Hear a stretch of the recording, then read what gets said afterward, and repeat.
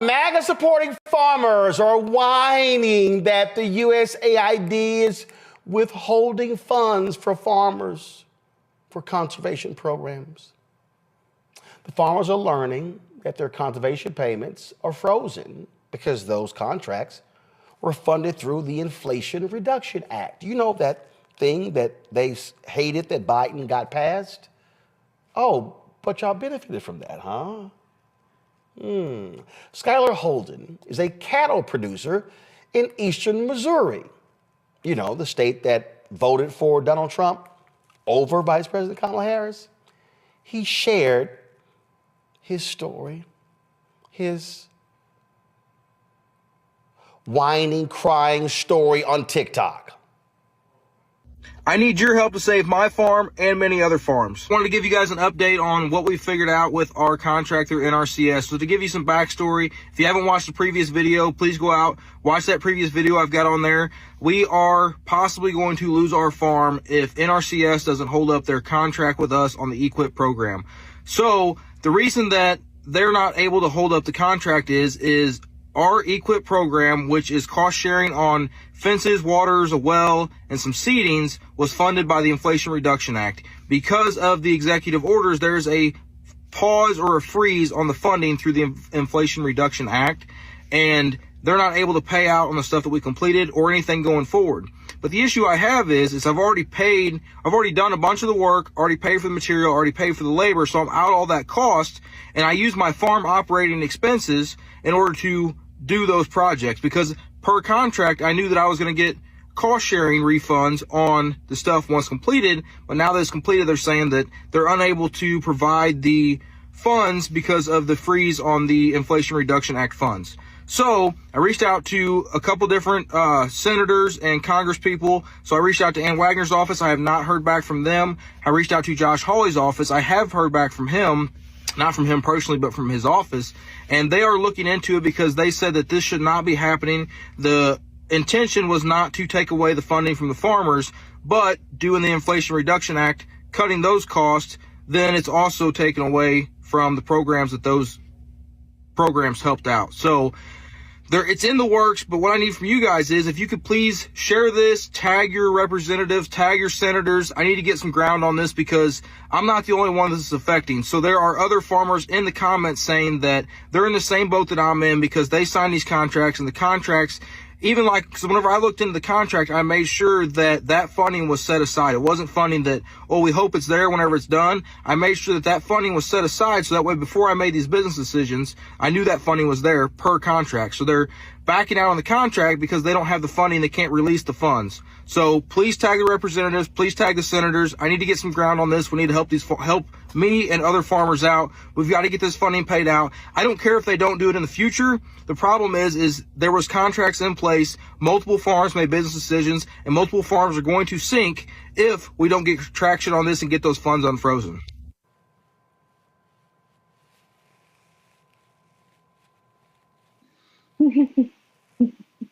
You're wrong for that, Roland.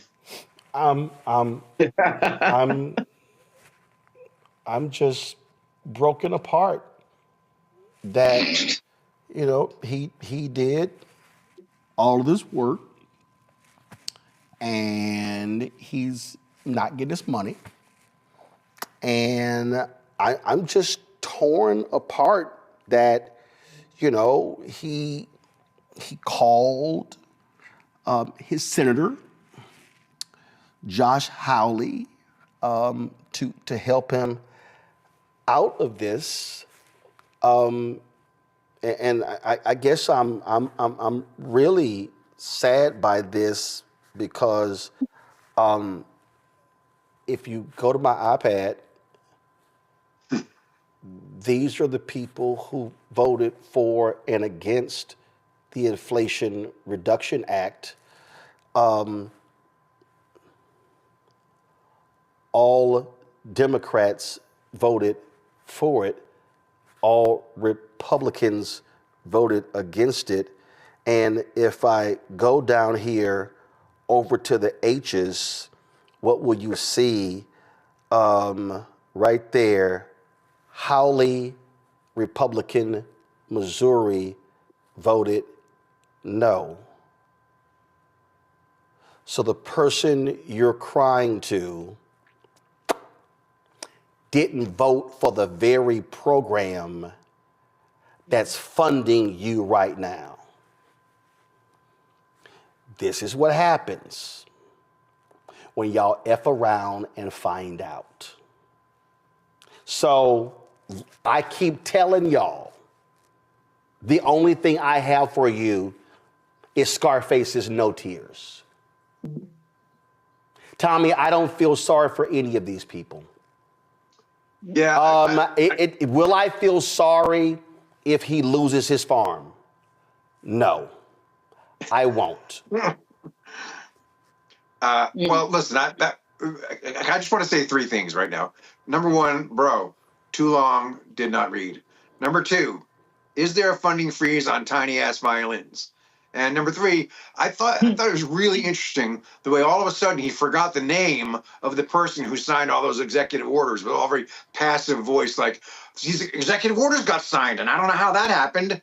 You know, the humana. It was Trump that did that to you, buddy. But I'm, look.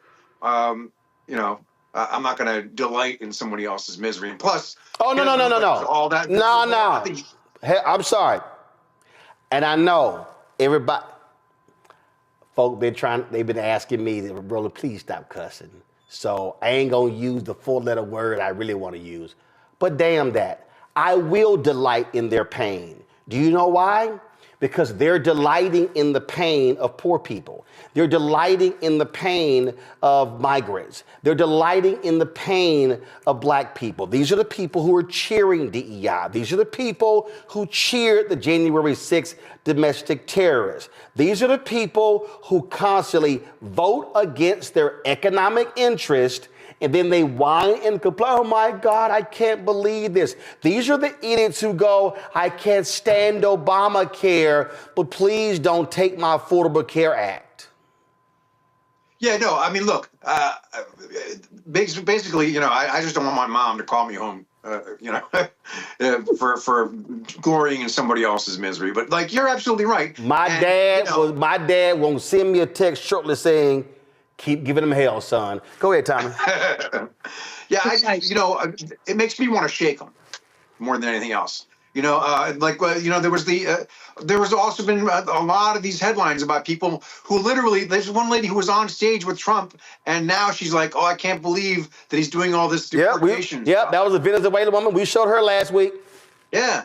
I mean, I don't want to laugh at him, but I want to, like, here's the thing, like they're playing in your face because Trump and his people will say, we didn't hide any of this. We said we were going to do all this.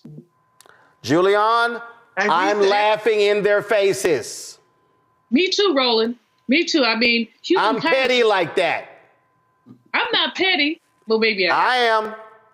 But these people are getting what they voted for.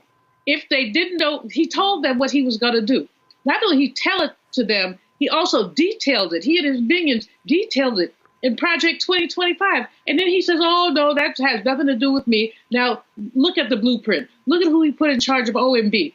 Look at who will be stopping money from moving if they have their way. So, that little man talking about his farm, you know what, you and your farm, too, is how I feel about it. I don't feel sorry.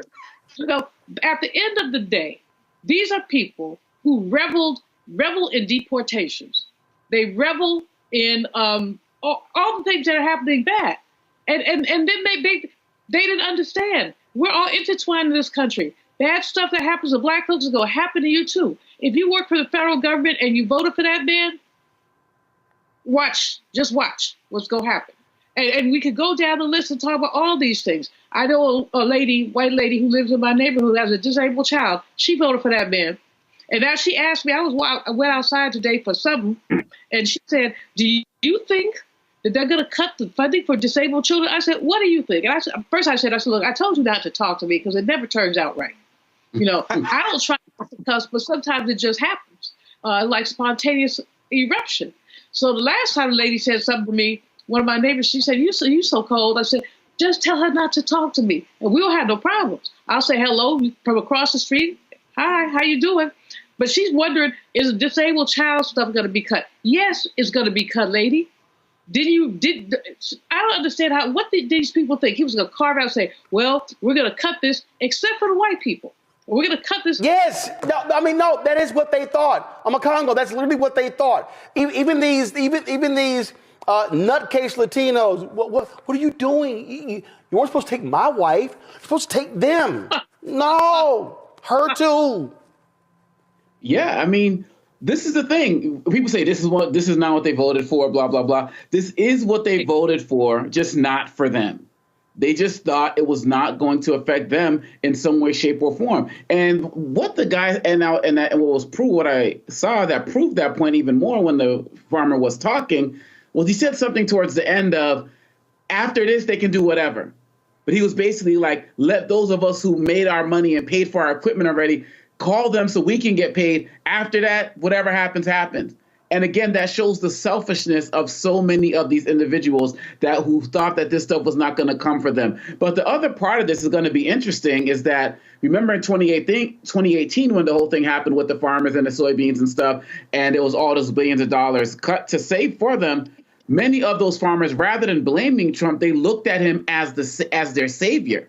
And they said Trump came in. And so even these guys who are struggling now, if Trump reverses something or, Holly gets an exemption for these particular people, they're going to say Trump saved us, as opposed to looking at Trump as the person who made this happen. And so for some reason, Trump with these particular guys who he has a hold on, he keeps winning with them, because even though he's beating them down, just like he's beating other people down, if he can come in and show that he's the savior, they're still going to ride with him. And that's why these guys, if they're really mad, then they're going to get politically active and not beg people like Holly, but challenge them to actually get out there and fight. But many of them are not doing that. They're just begging for help for themselves. Let me be perfectly clear. I'm gonna say it again. And I told y'all, I told you, Tommy. My daddy said, "That's right, son. Give them hell for what they created." I told you. I mean, I do not. All of these people who are falling for the okie doke, they're getting played. I don't feel sorry for them. I understand pain, but my deal is, we told you for a year. We told you for 3 years what Project 2025 was. We told you, and they told you what they were going to do. But these people, they effed around and they found out, and now they're finding out, and hashtag we tried to tell you. Hello, I'm Isaac Hayes III, founder and CEO of Fanbase. And right now we're accepting investors in our $17 million round to revolutionize the future of social media. Today, for just $399, you can own 60 shares of stock in Fanbase at $6.65 a share. Go to startengine.com/fanbase and invest today. While the big platforms have grown too massive and disconnected from their users, Fanbase is building a platform where creators and users truly come first. We've already raised $8.6 million from everyday investors who believe in this vision, and now you can join them. This is your chance to invest in a social media tech company with over 1 million users that is disrupting media by allowing anyone to reach all of their following and monetize their content from day one. The market is changing, big platforms are failing to serve their users, and Fanbase is stepping up to fill the gap. Don't wait until it's too late. Invest now. Invest for yourself and your future. Go to startengine.com/fanbase and own the future of social media.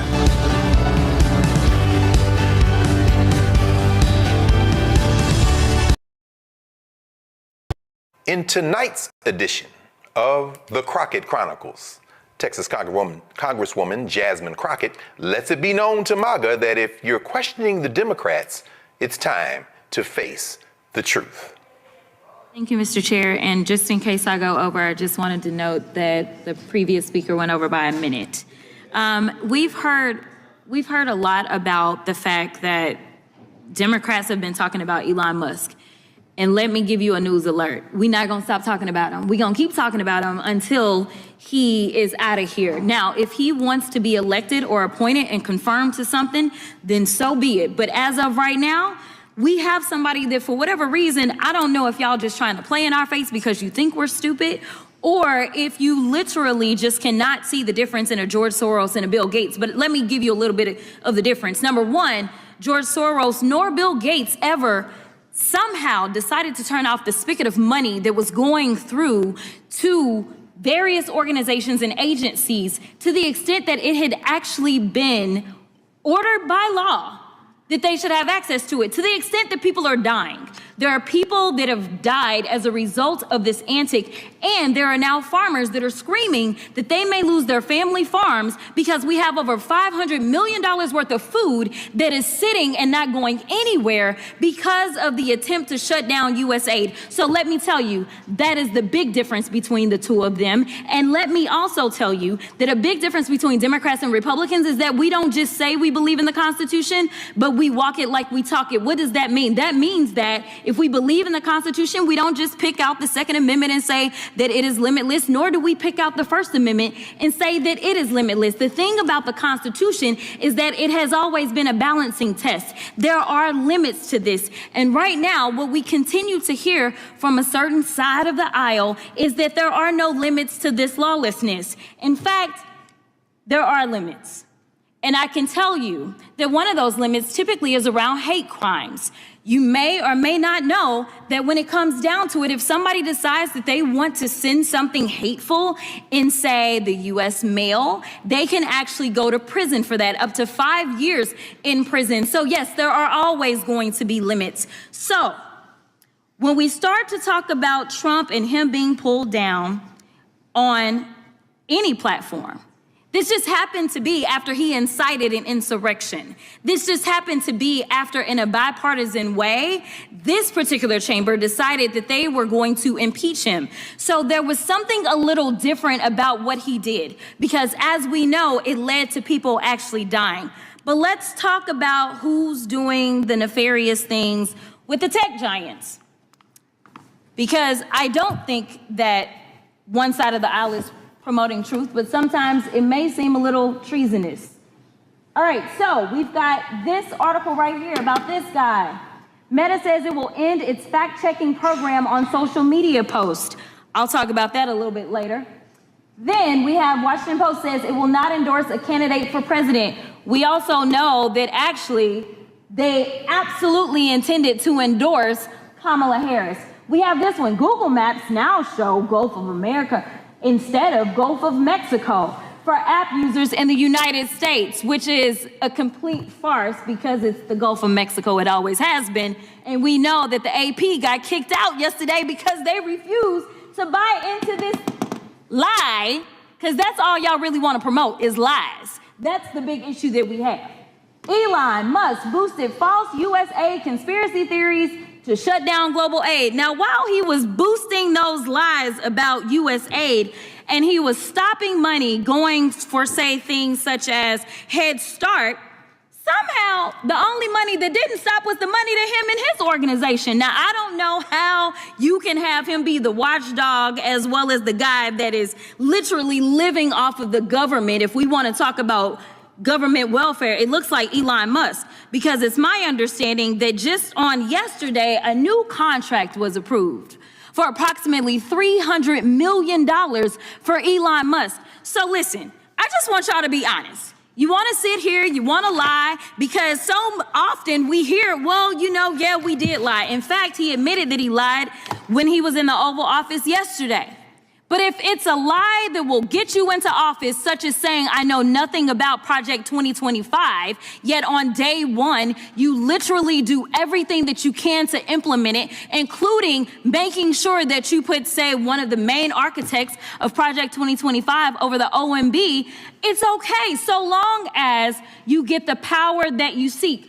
The problem is that the game is going to be on the American people. And when I say the American people, I mean all of us. Unfortunately, I am also stuck in the twilight zone because of the lies that were allowed to be propagated. Just like when you're talking about vaccines and all this nonsense. Right now in my state of Texas, there is an outbreak of measles. And what they are finding is that because there's been so much disinformation about vaccines, that kids are sick right now with measles that they did not have to have if they just trusted doctors and experts instead of randoms online. So I will end by saying this, Mr. Chairman, because I know we believe in Jesus in this chamber.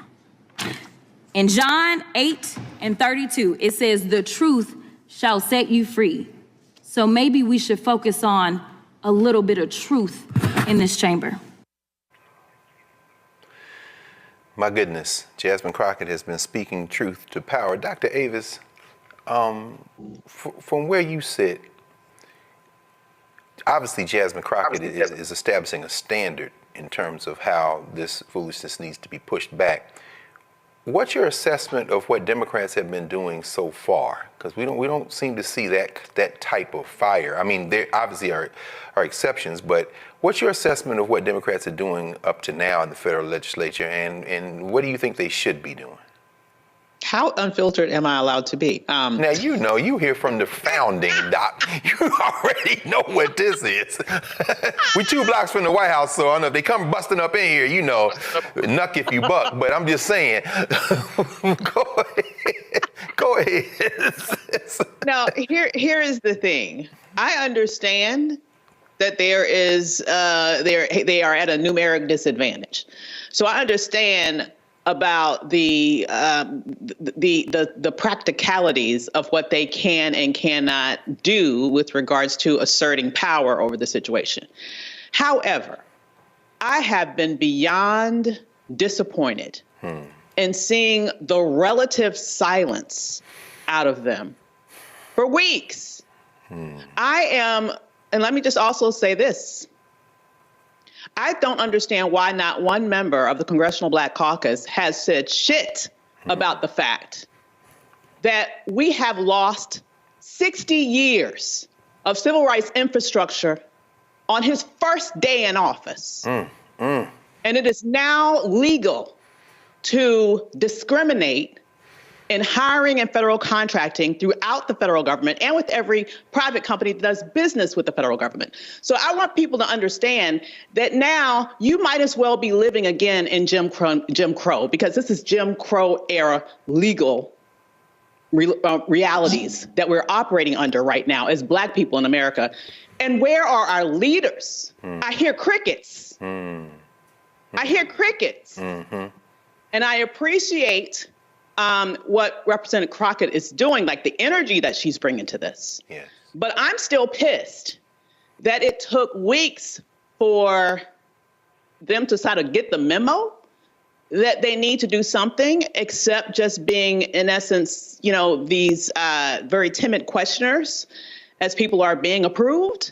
And I'm still waiting for someone to express outrage, for someone to really understand and articulate to the American people what it means when he rescinded Executive Order 11246. I think that it is derelict of duty for those people who claim to be leaders. And let me just also say, and I'll stop here, not just elected leaders, but those who claim to be leaders in our community. Where are you? Where are you now? That's right. Why are you so silent? That's right. Why are you muzzled? Who is really pulling the strings? Yes. What is going on here? Because I understand the gravity of this moment. I'm outraged. I'm pissed. I'm doing what I can do as a private citizen, specifically with regards to trying to help give direction to business owners who have been sorely impacted by this as we speak. But those people who are elected to office in heavily Black districts, and seeing the rights of Black people being ripped away right in front of their eyes, the silence is deafening. And I just want to finally say, this needs to be rectified, or there needs to be some different choices made when primary season comes. Because I believe that if we're going to have leaders, we need to have leaders. We don't need to have seat fillers. We need to have leaders. I know that's right. And we are, at this moment, I'm completely underwhelmed, and that's putting it very lightly, with regards to my assessment of the reaction that has been provided, or rather the non-reaction, to the ripping away of rights that our people fought and died for. Yes. It's just really insulting to me at a base level, as someone who understands what's happened. And I know they understand it. So why aren't you at least educating the people about it and speaking out about it such that you can attempt to inject some shame into the situation with regards to the degree of violence that has been done to our rights by this ilk that's in office right now. It's truly infuriating.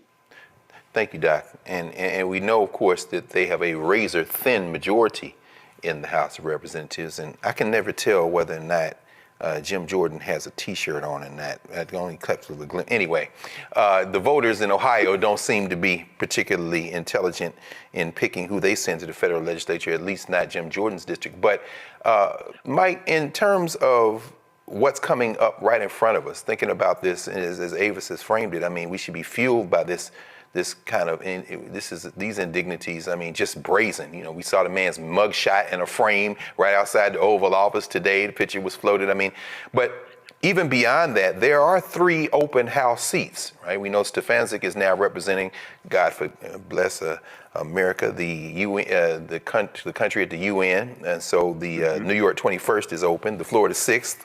Mike Waltz, and of course, Matt Gaetz, who thought he was going to be Attorney General, so he resigned his seat in the Florida 1st. In the short term, how should people be thinking? And of course, we know 90 million people didn't vote at all, so which was the biggest number between Trump or Harris. But how should people be thinking about what they can do right now to get organized and to move? As Avis said, she's not waiting on any congressperson. You know, we're going to do what we can. And are those 3 seats in play? The media will tell us that they're in blood red districts, but what's your opinion? Well, first of all, I think to be engaged, number one, people need to be informed. That's why you need to watch the Black Star Network. Stop listening to black social media disinformation agents, because they helped you get into this position in the first place when they told you don't vote for Kamala Harris. You see Project 2025, you see it being implemented right now. New York Times has an extensive analysis that breaks down how in the first 23 days of Donald Trump's administration, he's implemented 60 measures that come right from Project 2025, whether they are executive orders or memos or what have you. And then also you want to organize. Now, back during the first Trump administration, you had a lot of people all over the country that organized based upon the document called Indivisible. And Indivisible was put together by former congressional staffers, and it dealt with fighting against the Trump administration. And it has strategies and taught you to understand civics and how to put pressure on your member of the House of Representatives and your member of the U.S. Senate, because you and other people like you in those districts and states can vote those people out of office. So you have people now who are revisiting that. Indivisible is being formed in different chapters across the country. And it was, we know a couple Wednesdays ago, Indivisible organized a national day of protest, 50-51, 50 states, 50 protests. They protested at state capitals on one day. And we keep in mind, going back to the first Trump administration, when they saved the Affordable Health Care Act and John McCain gave the thumbs down, that was a result of pressure coming from everyday citizens organizing, visiting their members of the House of Representatives every Tuesday, visiting their members of the Senate, et cetera, and putting pressure on them to save the Affordable Health Care Act. Also, we have to understand how, with the measures that Trump is implementing right now, the downsizing of the federal government, okay, almost 19% of federal employees are African American, but the measures that he's putting in place are hurting everybody. The New York Times has an extensive article talking about how farmers who voted for Trump are being hurt, whether it's him putting a pause on the Inflation Reduction Act, shutting down USAID, et cetera. And then remember the trade war that Trump started with China, which killed the soybean market for farmers here. OK, so then the U.S. government had to do $26 billion in aid for farmers using taxpayer dollars because of him. So we have to, it's so much going on at the same time, but we have to organize, educate ourselves, understand civics, understand the law. And lastly, African Americans have to redirect dollars from businesses that have stopped diversity, equity, and inclusion, or rolled back from that, redirect those dollars to black-owned businesses. because a lot of times people are like, there's a campaign to don't spend any money on February 28th. That's the last day of Black History Month. You should be spending money with Black-owned businesses. See, we still haven't figured this out. Yeah. We only deal with giving white people our money or taking it away, but we don't have enough self-respect to redirect that energy to spend our dollars with Black-owned businesses so that they can grow economically and employ more African Americans. So we talk about redistribute, redirect, and renegotiate. Redistribute the pain through targeted economic withdrawal strategies, renegotiate our relationship with corporate America for more supplier contracts, et cetera, and redirect our dollars to African American-owned businesses. This is what we have to do in 2025. Indeed, and we have experience with all of those, so it shouldn't be too difficult once, I guess, we feel enough pain. Well, that's why we have to study the history. No question. There's no question about it, brother.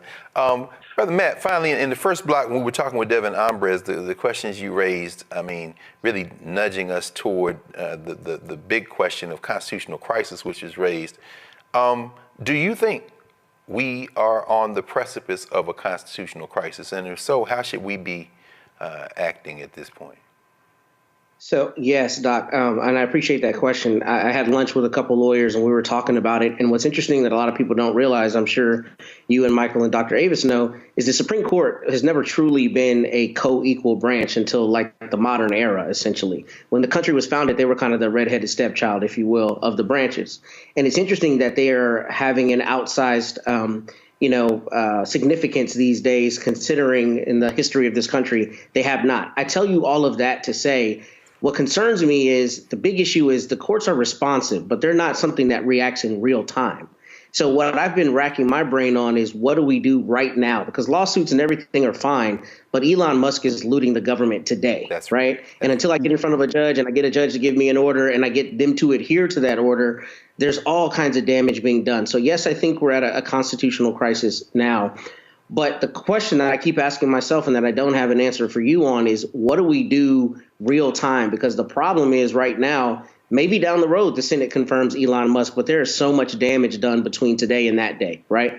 And what you do in real time, I don't know. I don't know whether it's some of the strategies that Michael mentioned, but I do know, and some of the things that Dr. Avis mentioned, I do know that what's not going to work is what we thought would work, what used to work.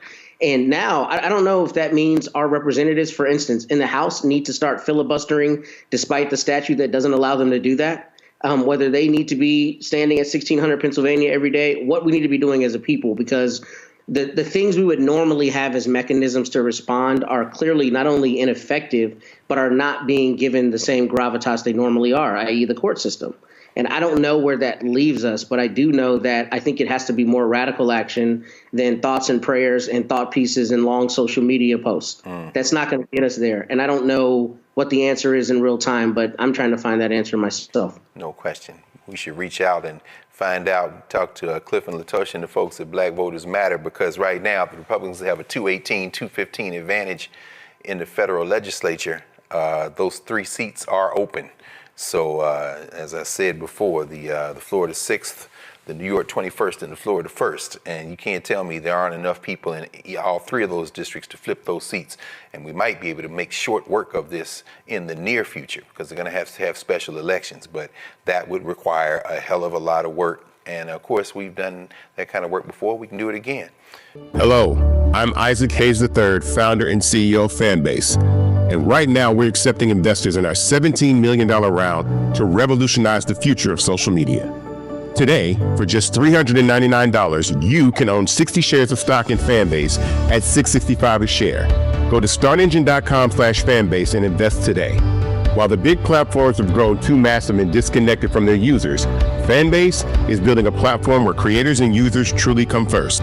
We've already raised $4.8 million from everyday investors who believe in this vision, and now you can join them.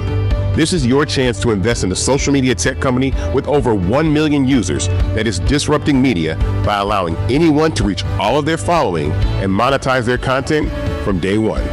The market is changing, big platforms are failing to serve their users, and Fanbase is stepping up to fill the gap. Don't wait until it's too late. Invest now. Invest for yourself and your future. Go to startengine.com/fanbase and own the future of social media.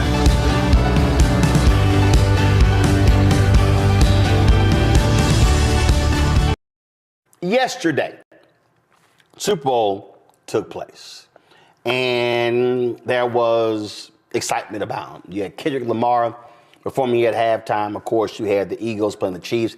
I called it. Congratulations on the Eagles. Jalen Hurts, that amazing defense winning the Super Bowl.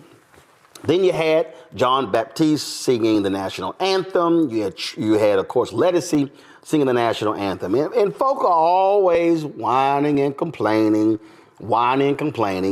And so here's my boy, Armstrong Williams. Armstrong, we cool. You know we get along. But you knew I was going to hit your ass after you posted this on Twitter.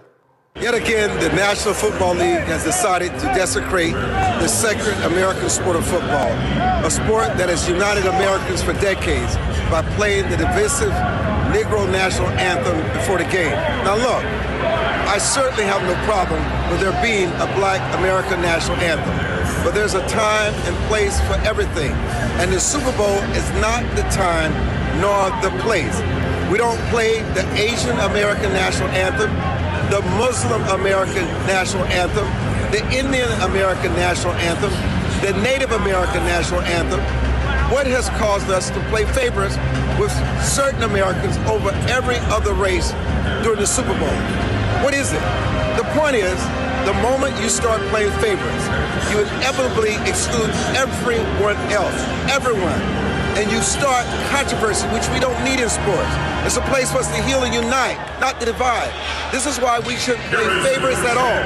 It's why we should sing only the United States National Anthem, an anthem made for all Americans that includes everybody, regardless of race, color, or creed, because that is what people don't seem to understand. Yes, America has had a marred past with racial injustice, just as every other country has. But our national anthem has always stood for one thing and one thing only. Not white Americans, not Black Americans, but Americans. No matter who you are, no matter where you come from, the national anthem is your anthem. And when that beautiful song is sung, it is sung for every American, everywhere. I'm Armstrong Williams, live from Super Bowl 59.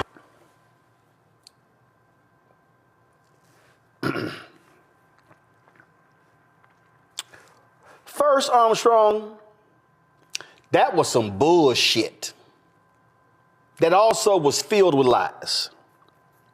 First of all, ain't no Asian national anthem.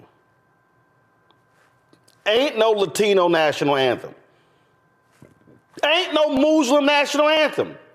So how in the hell can you go, we're not playing these other national anthems? Because they don't exist. So you're whining about lift every voice and sing being sung at the Super Bowl. This year, y'all, Lettucey led the singing of Lift Every Voice and Sing. Here's some of it. Performed by 500 school children in 1900. We welcome 125 youth choir members from the Greater New Orleans High School Chorale Collective, directed by Dr. Jeffrey Redding and Jessica Harvey. Please welcome Grammy Award-winning vocalist and New Orleans native, Lettucey.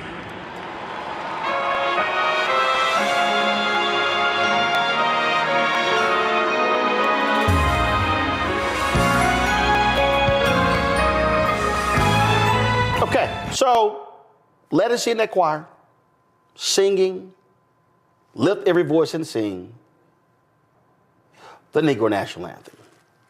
And for the people who have no clue, who have no understanding, who know nothing about history, Lift Every Voice and Sing was not penned by James Weldon Johnson as the Negro National Anthem. No, it's a hymn. It's a Christian hymn. The song was first sung publicly at a celebration of the birth of former President Abraham Lincoln. Yeah, that was the first time. It wasn't until some 30 years later that the NAACP called it the Negro National Anthem because it spoke to the fight against racism by black people.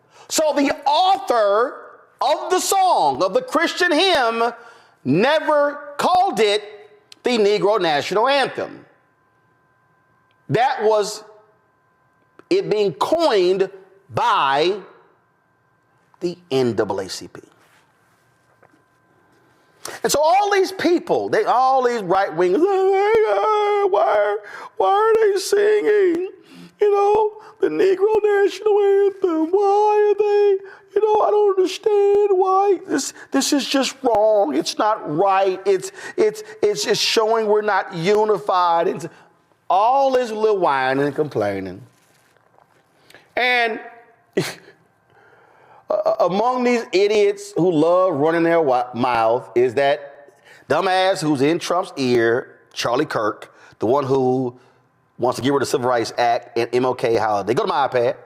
So he tweeted this: only our actual national anthem should be performed at the Super Bowl. And my boy Ben Watson, the former NFL player, Super Bowl winner, he goes, why so much hate for America the Beautiful? I think it's a beautiful song about our country. Oh, I'm sorry. Were y'all aware that there was another song sung and performed? Yeah. Cue it up. Trombone Shorty of New Orleans and Laura Daigle. Guess what? They actually performed another song, America the Beautiful, which has happened multiple times in previous Super Bowls. Roll it.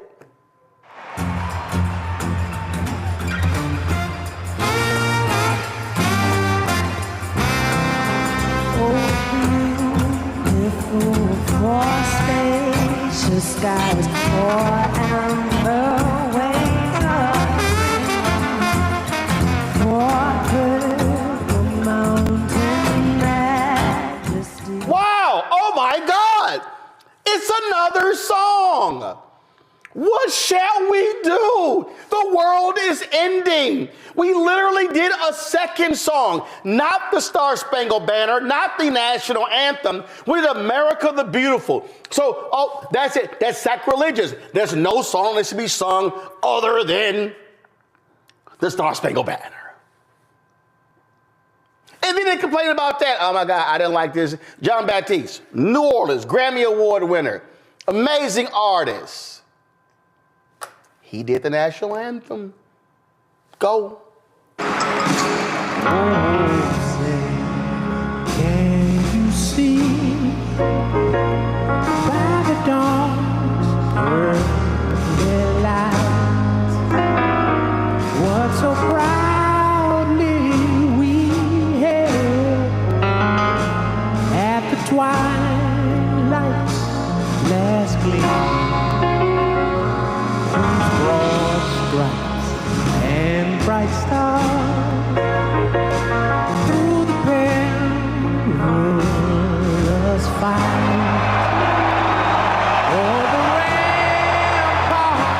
Oh my goodness! There was also some booing when they showed that idiot. So, oh my goodness, what do we do? Here we go. It's. I don't understand. And what did Armstrong say? Oh my God, that song, that beautiful song. That song that speaks for all of us. The song that represents all of us. This was a piece that was published in the Washington Post 5 months ago. The ugly reason the Star Spangled Banner didn't become our national anthem for a century. Oh my goodness, what did I just say?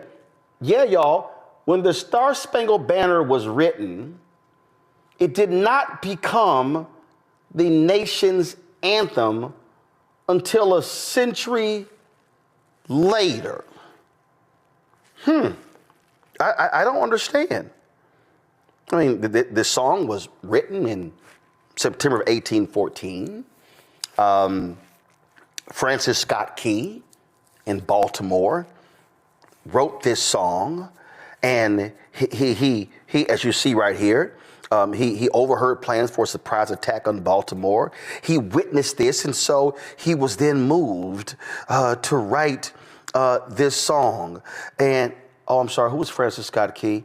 Francis Scott Key was a slaveholder, like many of the founding fathers. Francis Scott Key also was an anti-abolitionist. He did not want to see people of African descent to be free.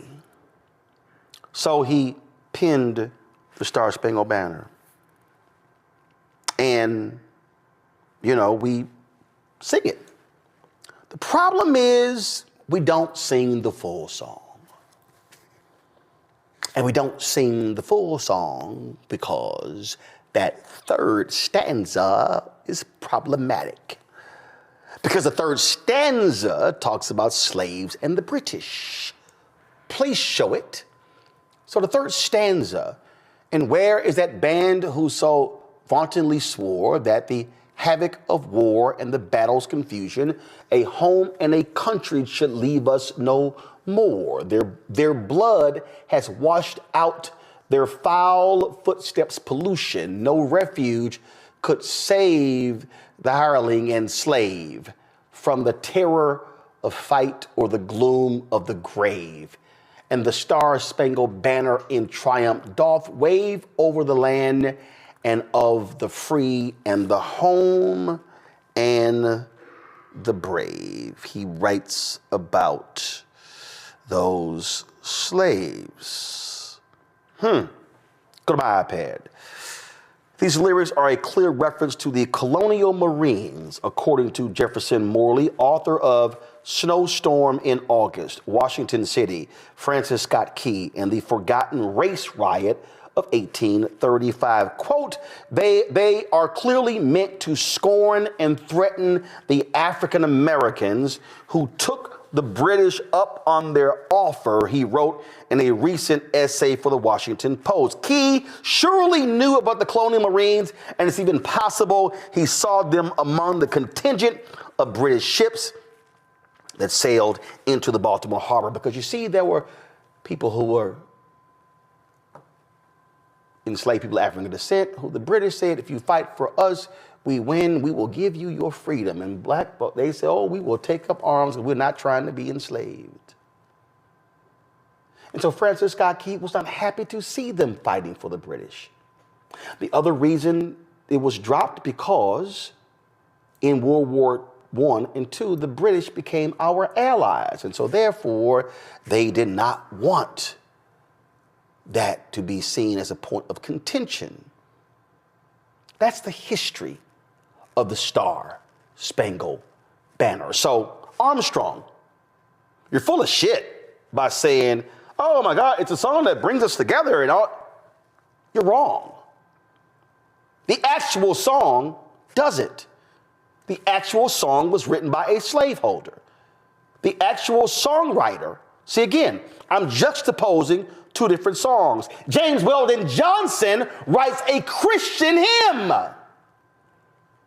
Slaveholder Francis Scott Key writes a song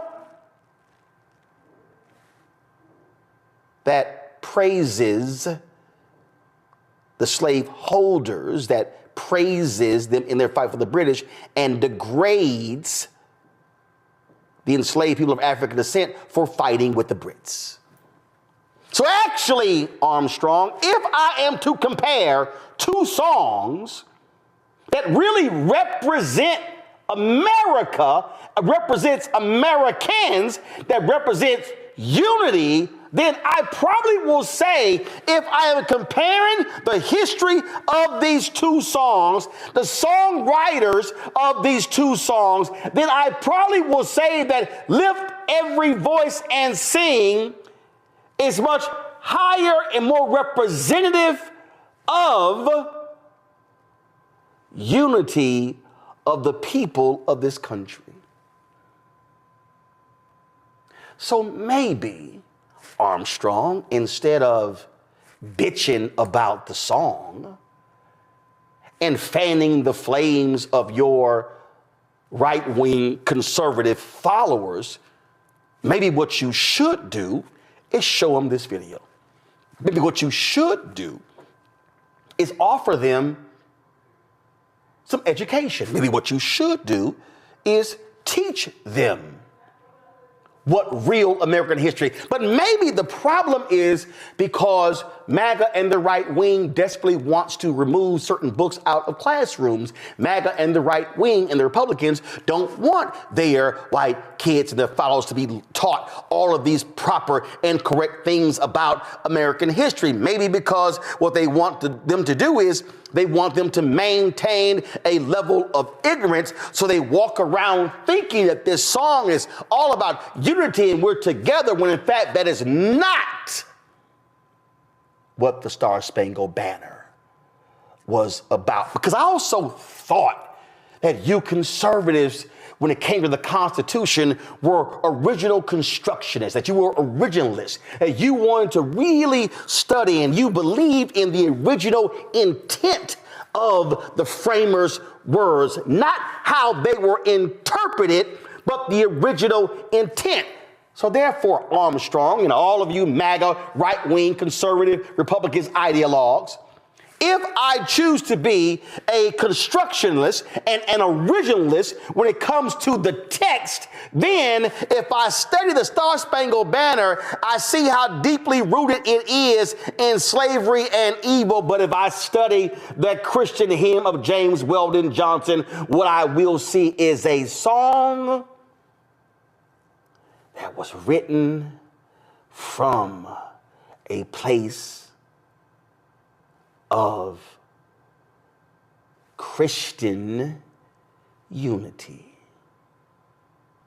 So forgive me if y'all are so bothered and sensitive to the song Lift Every Voice and Sing, also known as the Negro National Anthem, being sung at the Super Bowl, and in the words of Della Reese from Harlem Nights, kiss my entire ass. We'll close it out with my panel. Congo, you first. You know, when you compare the lyrics of both of these songs, it's clear that Lift Every Voice and Sing, it could actually be America's anthem. There's no mention of race in any way, shape, or form. It's talking about a journey in this country. Everybody has a different journey to get where they need to be. And then when you compare it to what you talked about with Keith and the Star Spangled Banner, but the Star Spangled Banner, it really shows America's inherent contradiction, right? Even though it's talking about freedom, and a song like that is written by a slave owner, right? And that's contradicts so many other things. But when you take it back to the Super Bowl, they were so mad at everything. I saw people online, it's like, oh, I thought you all believed in DEI. How come all of the dancers were black during the halftime show? Like, they were just picking every single thing, from the quarterbacks to the black woman performance coach who won. They could not help. And of course, they had problems with black singers of the Star Spangled Banner, as well as Lift Every Voice and Sing, of course. So this is what they're going to do. They have nothing to say about Trump doing a military salute during that, which made no sense whatsoever. So they're going to keep pushing to make sure that we're not represented in any way, shape, or form. And the fact of the matter is, for an event like that, they also noticed, we remember, Roland, they removed end racism from both sides of the field as well. So they were trying to do something, but by representing us with the Black National Anthem, that was powerful. Lettucey killed it. Having the high school students there, the representation was real. And this is just an example of how, in the face of all of the ignorance and hate and disrespect, as they continue to come for us in our culture, we got to continue to shine bright on every stage. And that's what we did yesterday. Well, it's quite hilarious to me, Tommy, when they are going on again and on and on and on. It wasn't until 1931 that the Star Spangled Banner became the national anthem. In fact, go to my iPad, this is the Washington Post piece. Although the Star Spangled Banner and all of its verses were immediately famous, Key's overt racism prevented it from becoming the national anthem while he was alive, Morley wrote. There was no official anthem, and many people chose to sing other songs like My Country 'Tis of Thee. Key's anthem gained popularity over time, particularly among post-Reconstruction white Southerners and the military in the early 20th century. All but the first verse were cut, not for their racism, but for their anti-British bent. The United Kingdom was by then an ally. Yeah, Roland. Well, that's what happens when you buy the 45 instead of the 12-inch. Yeah, but listen, seriously, though, with all due, in all fairness to Armstrong Williams, they could have had somebody sing Sweet Caroline for the white people, and they didn't. And that was hurtful. But no, I was watching that Super Bowl last night, and I was looking at Twitter, and as my daughter would say, the white people were pressed, and I was watching, especially the halftime show, and about a minute in, I noticed there was not a single white performer on stage, anywhere to be seen through that whole halftime show. But I noticed that because it made me think of how far we've come. That when I was coming up, there was a Public Enemy song where they bragged about Doug Williams and getting to have a black quarterback, and look where we are now. So if anything, we have come a long way, but we also haven't. The more you think that something's changed, the more somebody comes around like Charlie Kirk or Armstrong Williams to remind you that no, there's always going to be a backlash or a white lash, as they say. Well, again, I just think it's hilarious, Julian, that all they do is sit here and whine and complain and do all of these things when the history is very clear, but their desire is to whitewash the history because they don't want Americans to know the true history. Well, this movement, this anti-DEI movement, this anti-blackness, it's about erasure. They want to make sure that people don't know what our contributions are. And so it's really important that we continue to put them out there, as Omo Congo said, to put them out there and to have us shine in every way. I just, getting rid of the end racism sign is a step backward, but singing the Negro National Anthem, one of my favorite songs in the world, is a leap forward. And frankly, white America, y'all need to learn it too. And as it could be our national anthem. We end, the last verse of Lift Every Voice ends with "True to our God, true to our native land." How can you argue about that? There's nothing whatsoever to argue about. So what we're really looking at is a bunch of folks who are just stewing in their misery. Just sit back, enjoy the game, and shut up. And just shut up. And Armstrong, please, that little whatever he put out there, we all know Armstrong. We all like Armstrong. He's a good guy at some level. But at some level, he sings off the hymn book of nonsense. As you said earlier, Roland, when you started talking about this, there's no Asian American anthem or any other anthem. And the reason why the Negro National Anthem is so important is because of the marginalization of Black people. That song has taken us through so much. We have come over the ways where the tears have been watered. We have come walking ahead through the blood of the slaughtered. I mean, come on. That really does speak to not only our experience in these United States, the experience of many others. These people are, they're children. They're whiners, and they could, like I said, sit back, enjoy the game, enjoy the music, enjoy the song, and go to work tomorrow if you still have a job, because if you work for the federal government with the orange man inside, you might not. So enjoy and embrace the Super Bowl for what it is. It's a national diversion. Enjoy it. I don't understand the pettiness. I don't understand the smallness. But what I do understand is that it's resistance. And that song is about resistance. It is absolutely about resistance. And that's what we're going to be doing for the next 4 years while we have, a sociopath and an oligarch in the house that enslaved people built, the descendants of enslaved people. When we sing it together in our things, some of us after the third verse, we lift our fists, and that's what I'm doing now. Well, and just in case people don't understand, James Weldon Johnson wrote Lift Every Voice and Sing to honor Booker T. Washington.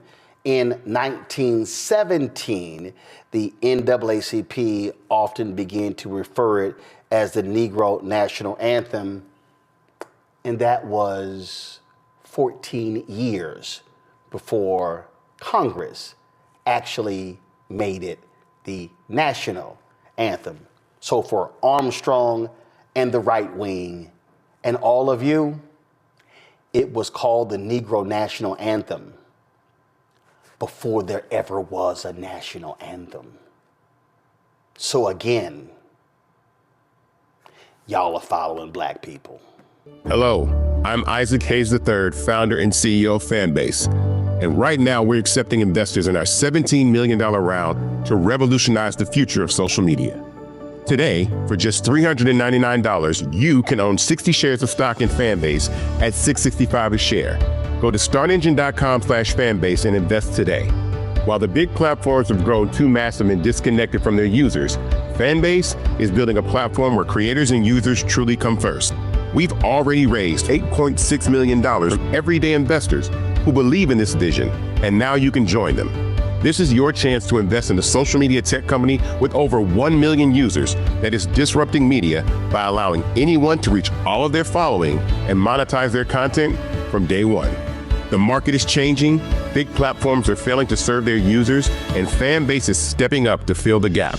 Don't wait until it's too late. Invest now. Invest for yourself and your future. Go to startengine.com/fanbase and own the future of social media.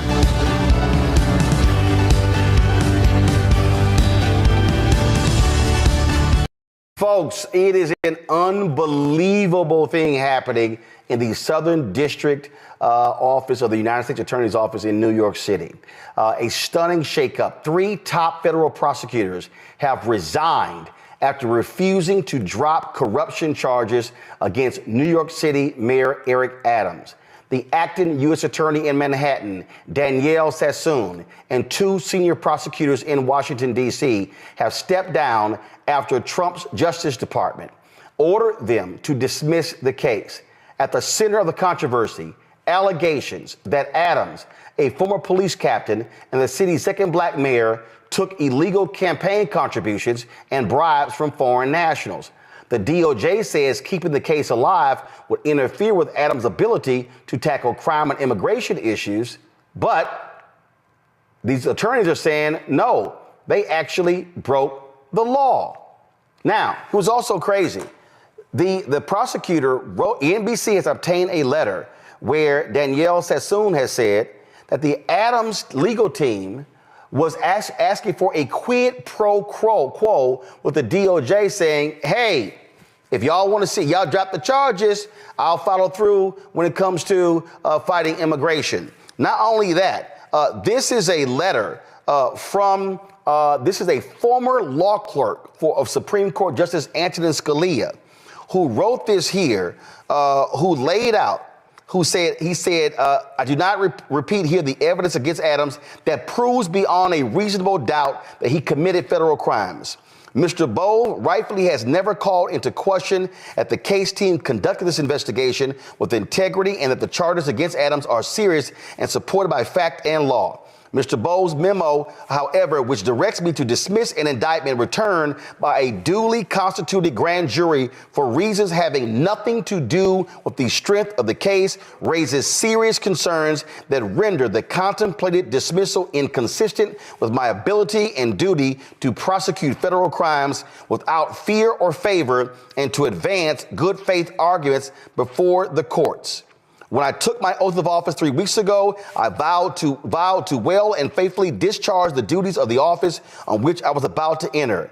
In carrying out that responsibility, I am guided by, among other things, the principles of federal prosecution set forth in the Justice Manual and your recent memoranda instructing attorneys for the Department of Justice to make only good faith arguments and not to use the criminal enforcement authority of the United States to achieve political objectives or other improper aims.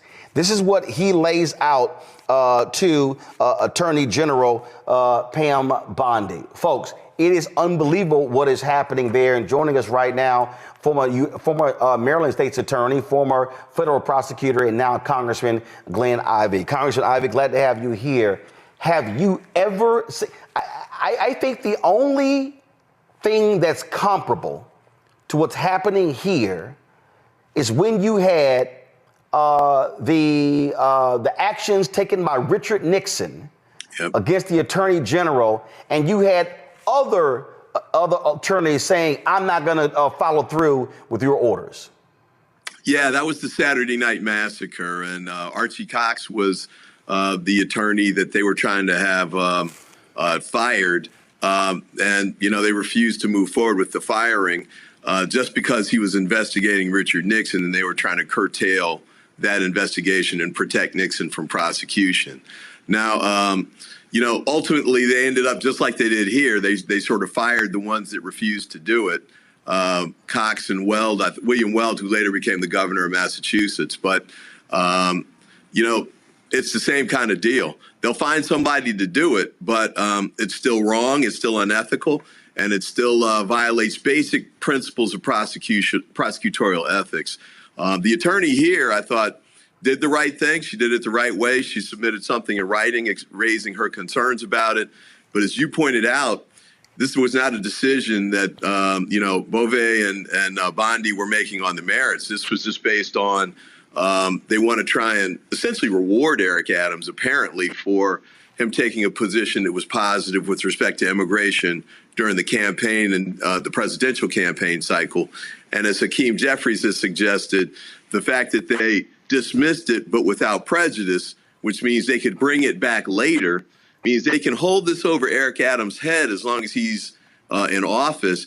And basically, as Hakeem said, keep him on a short leash and make sure he continues to do the things that the Biden administration, the Trump administration wants him to do. This right here, this is what she wrote. Rather than be rewarded, Adams' advocacy should be called out for what it is, an improper offer of immigration enforcement assistance in exchange for a dismissal of his case. She says, she lays it out right here. Yeah, absolutely. And it's an improper thing to do because, if you're going to drop a case of this magnitude, you bring federal charges against the mayor of New York City. That means this very serious case is gone through all of the channels at the Department of Justice. They're at the U.S. Attorney's Office in Manhattan, but also up to Maine Justice, where the former Attorney General, I'm sure, reviewed this case before it was decided upon. And they decided to go forward based on the merits. There's sufficient evidence to prove guilt beyond a reasonable doubt, as she states in her letter there. And in fact, they were about to bring a superseding indictment. Yeah, they were about to hit it with another indictment. Yeah, they're going to add charges because they found new evidence that indicated additional criminal charges should be brought. They were about to do a superseding indictment. Instead of going in that direction, though, the Trump administration reversed course totally and told him to throw the case out. Not all the way. You got to keep it over his head, but enough so that the federal charges don't go forward now unless he carries out the immigration policies that they want. For the people who are at home, explain what a superseding indictment is. Superseding indictment, when a case first goes to a grand jury, the prosecutor presents evidence and asks the grand jury to return charges on particular criminal counts. And let's say they bring, 4 or 5 counts. And that indictment is returned. That means it's presented in court so the defendant knows what the charges are. And then the case begins moving forward in public. As the case goes forward, if prosecutors find new information or new evidence that more crimes were committed, they can add more charges. And they bring a second indictment, or called the superseding indictment, which adds the new charges to the old charges. So in this instance, it looks like what happened was the prosecutors in Manhattan found more evidence of more criminal conduct, or they found evidence that sufficiently bolstered charges that they thought about bringing before but didn't think were strong enough yet. But they found strong enough evidence to add more charges to prove guilt beyond a reasonable doubt against the mayor of New York City. And that's why they were seeking a superseding indictment. So what was crazy here, they found additional charges of him ordering people to destroy evidence. They have all of this, and go to my iPad again. The acting deputy attorney general, Emil Bove, sends a letter saying, hey, drop the charges. And these U.S. attorneys are like, wait a minute, we literally have a judge. I mean, like, what are you doing? How are you in D.C. making this call when we're sitting here with the information? What the hell is going on? This is, then of course, when he was asked about it in the Oval Office, Trump goes, I know anything about it. No, this is, Eric Adams has been trying to suck up to Donald Trump since Election Day to do this very thing right here. And these attorneys, multiple attorneys, have now quit, saying what the hell y'all doing in D.C. is just wrong and corrupt. Yeah, that's right. And, this was an effort that Adams' lawyers had been working with the Trump administration apparently for some time to try and get this kind of an outcome so that he could avoid criminal prosecution, at least to get through his election, apparently. But I'm sure he's hoping that if he continues to work with them and do what they want him to do on immigration and other things, they just won't bring the charges again. So, we'll have to see how it plays out. But I thought these prosecutors who took a stand and resigned, I thought, it was really profiles in courage. These are young attorneys. She's 38. She's come a long way. She's a Yale Law School grad. As you pointed out, she was a Scalia clerk. Federalist Society. So that means she's conservative. This is not some, wild-eyed liberal, trying to buck the Trump administration. She's one of those ones they're grooming for higher things. But she decided to give that up potentially and take a stand on this in a principled way. What's crazy is she actually said, stay with the shot here. She says, Mr. Bowles admonished a member of my team who took notes during that meeting and directed the collection of those notes at the meeting's conclusion. Yeah, don't leave a paper trail. That's, apparently what Bobek was concerned about. But, this stuff's going to come to light, and it did quickly here. And I think she was right to preserve that in writing in the letter that she sent to them. So now it's all on the record. But, this shows the shady stuff that the Trump administration's doing and the way they're trying to convert the Department of Justice to a tool that's totally political and just serves his political ends. And, he's got the retribution list. He's going to go after the J6 prosecutors. He's got the effort going forward to go after the J6 FBI special agents that investigated those cases. This is part of his total corruption effort of the rule of law and the way the federal prosecution system should work in the United States. And I want folks to understand that, again, typically you have checks and balances when it comes to the FBI, when it comes to the U.S. Marshals. What you have here, especially if he's able to get Kash Patel as his FBI director, he is going to have a team that will not resist him, that will do whatever he wants, that will suck up to him, and then they will ignore judicial orders. I don't trust these people at all. And we've never had a situation, frankly, where you will have the entire Department of Justice, which is the law enforcement mechanism for the federal government, be completely controlled at the whims of an evil, maniacal individual sitting in the Oval Office who wants to exert retribution against any of his real or perceived enemies, whether they are journalists, whether they are corporate America, whether they are other countries. It will be hell on wheels if Kash Patel is FBI director, Pam Bondi's attorney general, and these sycophants are in control. Yeah, 30 of us in Congress came out. We did a letter to the Senate Judiciary Committee 2 days ago asking Grassley and all of the Republicans on the Senate Judiciary Committee. We know the Democrats are going to vote against Patel, but for them to vote against him as well. This guy, he published an enemies list in his book. He's done these children's book calling Donald Trump King Donald. So you know where he's going with that. You had the Trump Attorney General, Bill Barr, say this guy over his dead body should even be deputy director of the FBI, much less director of the FBI. It's clear he's not qualified. Oh, I forgot. This guy had to take the Fifth Amendment to try and avoid grand jury testimony about Trump.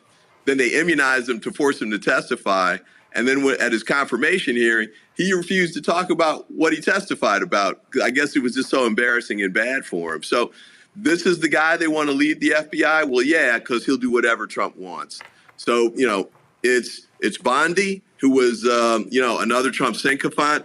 Her staff is going to be Trump's former criminal defense team in the criminal cases that he had going before. Patel's going to be running the FBI. And you got J.D. Vance threatening the federal judges who are coming out with the injunctions against Elon Musk and those efforts. Vance and those guys and Musk are saying, well, we might have to impeach these guys. That's how he's trying to do a total takeover of the rule of law, the federal prosecution process, and the federal judiciary.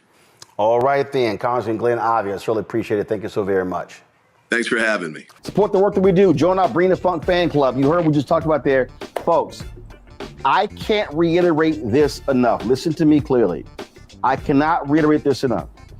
When you've got technology companies running scared, when you've got legacy media not doing their job, when you've got black-owned media that is disintegrated, now is more than ever for us to have independent media that cares about the truth, that is willing to say what needs to be said. So when you support Roland Martin Unfiltered, this show, when you support the Black Star Network, you're not just supporting me, you're supporting the other shows.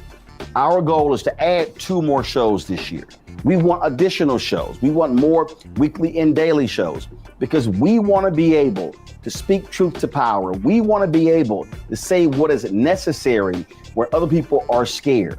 And when you are scared, when you're looking over your shoulder, oh my God, that advertising contract is not going to come in. Well, guess what? A lot of these major ad agencies, they're not even supporting us anyway. In 6 years of doing this show, Group M hasn't done a damn thing with us. Publicis hasn't done anything with us. You've got Horizon, you've got all of these folks, they haven't done jack. And so we are calling it like we see it, and we're speaking truth. And unlike some of these other so-called progressives and people who believe in truth, I'm not running around trying to kiss MAGA ass and kiss Trump's ass. I won't be going to Mar-a-Lago, not for a damn thing. And so this is about us being able to speak truth. So when you support this show and this network with your resources, that is exactly what is happening, because we are trying to build something that is bigger and broader, and actually it has the courage to say what needs to be said, even when it makes other folk uncomfortable. If you want to contribute giving Cash App, use the Stripe QR code. This is it right here. And if you are listening, simply go to blackstarnetwork.com to check it out. Also, because you want to see your checking money order, some of y'all old school, we understand that. See your checking money order to P.O. Box 57196, Washington, D.C., 2003 7-0196. PayPal, R. Martin Unfiltered. Venmo is RM Unfiltered. Zelle, Roland at RolandSMartin.com, Roland at RolandMartinUnfiltered.com. And again, folks, we've got some 4 million social media followers. If only 20,000 of our fans contribute at least $50 each, which comes out to $4.19 a month, 13 cents a day, that's $1 million. That allows us to be able to continue to build, to add these shows and do the work that's required. So your support is needed. So please join our Bring the Funk fan club today. If you've not already joined, if you have given to us in the past, please renew your commitment, because it's important that we support Black-owned media, because Black-owned media matters. Select billionaires are doing all they can to destroy public education in America. And they're explaining what they're doing, okay? They want to destroy, let's be real clear, they want to destroy the teachers union, okay? Because they believe that that's the problem with education. They want to destroy the public education infrastructure. And I told y'all on the show who created that.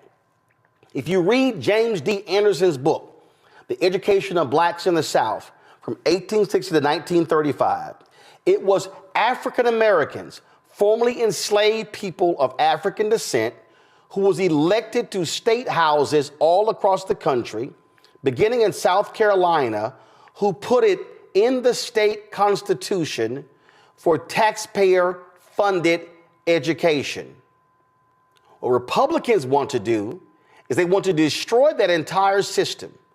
And they want to, under the guise of school choice, and they've been pushing their voucher programs. It's happening in Tennessee. It's happening in Texas. We've seen these things happen in Florida. But those two states are the biggest when we talk about the school voucher issue. In Texas is so bad, where the corrupt governor of the state, Greg Abbott, and the corrupt lieutenant governor of the state, Dan Patrick, two MAGA Republicans, they lost last session. The governor kept calling them back in the special session. They kept losing. The governor and Dan Patrick then said, we're going to target Republicans who voted against it, and they largely succeeded in booting them from office. Last week, the school voucher scam passed the Texas Senate. Now it goes to the Texas House.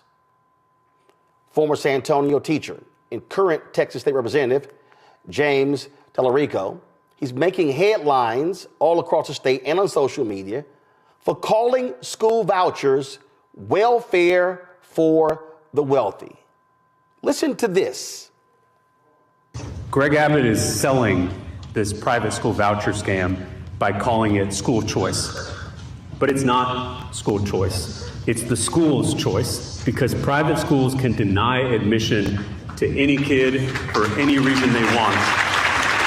So how is it choice when the private school has all the power? How is it choice when a majority of counties in the state of Texas don't have a single private school in them? How is it choice when private schools don't have to provide transportation or special education services? And how is it choice when the voucher doesn't even cover the full cost at most private schools in Texas? If you gave my former students on the west side of San Antonio a $10,000 voucher, there's still no way they could afford a $20,000 a year private school. But here's the catch. The wealthy parent who is already sending their kid to a $20,000 a year private school is about to get a $10,000 discount, a $10,000 coupon at our expense. Vouchers are welfare for the wealthy. And by taking money out of our public schools and giving it to wealthy parents who don't need it, vouchers would be a massive, historic transfer of wealth from the bottom to the top. And the last thing I'll say, there are a lot of self-proclaimed Christians pushing these voucher scams. I can't think of anything more unchristian than stealing from the poor to give to the rich. Joining us now is Texas State Representative James Tallarico. Glad to have you on the show. Let me put this in perspective. Several years ago, I founded School Choice is the Black Choice. I've supported charter schools. I've supported African Americans, running charter schools, being in control of charter schools, being in control of the hiring, the contracts, the curriculum, all those different things. I've also spoken at school choice conferences, and I spoke at one years ago here in DC.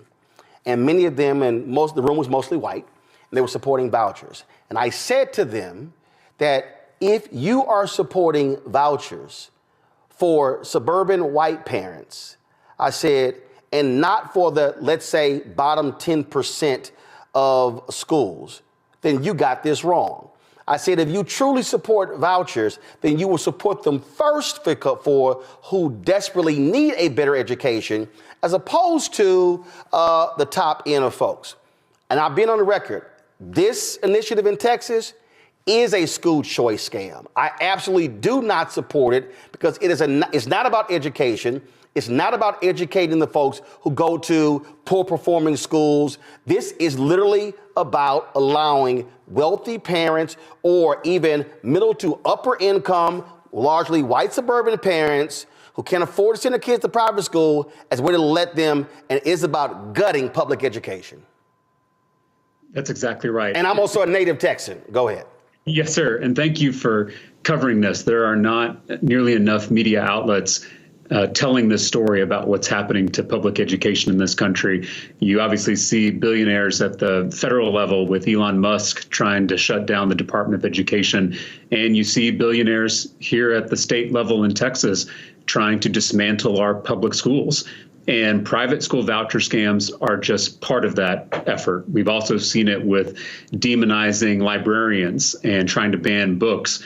We've seen it with this hysteria about critical race theory and efforts to whitewash our history. This is all part of the same coordinated effort to defund and close public schools across the country.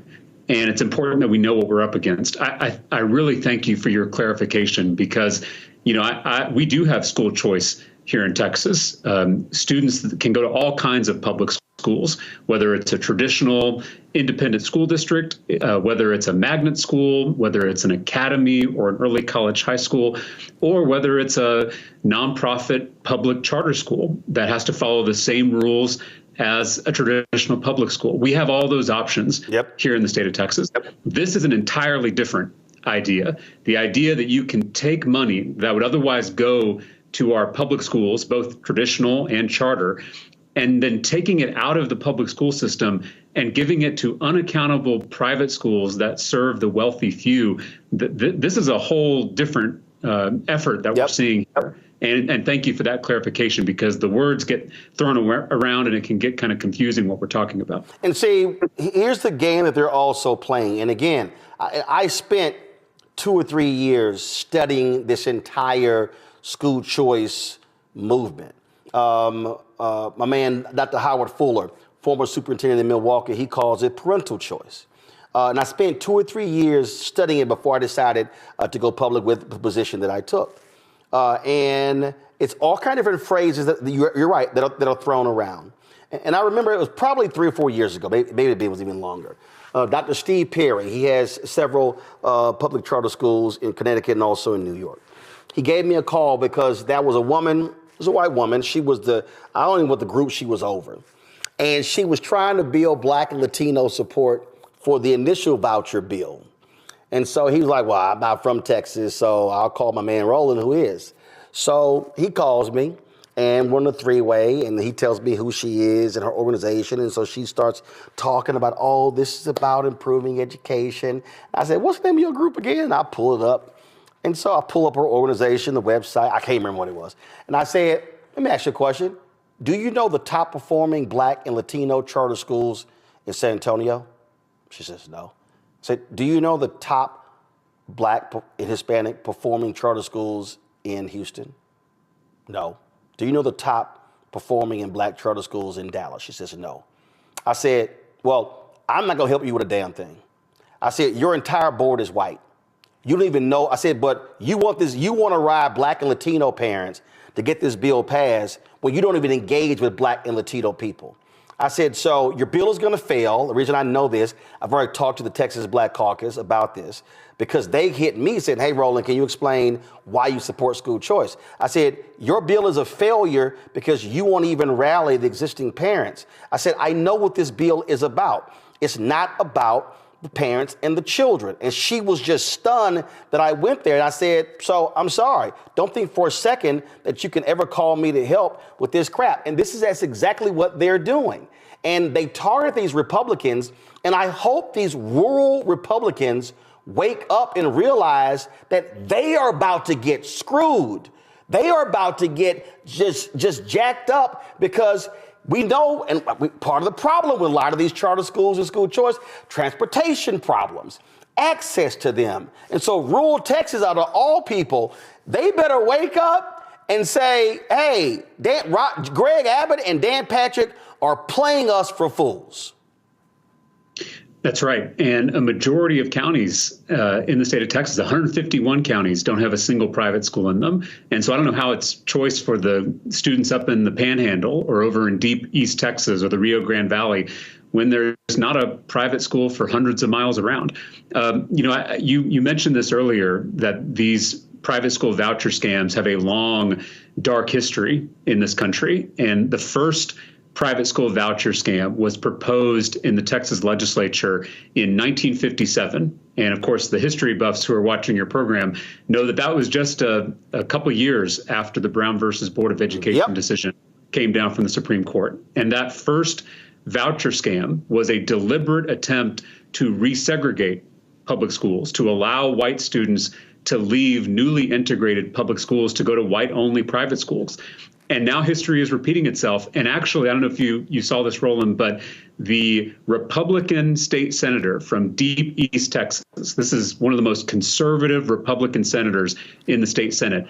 Last week, he voted against this voucher bill, and he said that he is worried about a new segregation if this bill passes. That is a Republican state senator from East Texas talking about a new segregation, separating the rich from the rest of us if this bill passes. So we've got to understand the history here and understand how it can replay itself if we're not careful. Well, and again, for people who don't understand how these things happen in Texas, when the Hopwood decision was overturned by the Fifth Circuit, the black state legislators, State Senator Royce West and others, when they went back and said, okay, how do we craft this?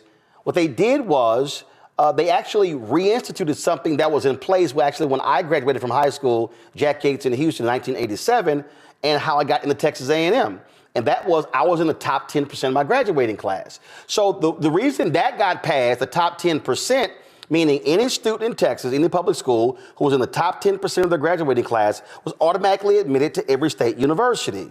Well, what they did was the black and Latino legislators in urban centers got with the rural representatives in the centers because the rural folks were pissed that their students were not getting into Texas A&M and the University of Texas. Unfortunately, it was the rich suburban parents that gutted the top 10% later because they complained that, oh, my child is so smart and it's smarter for that kid in inner city Fort Worth or in rural Texas, and they gutted it. But that's how that actually was instituted.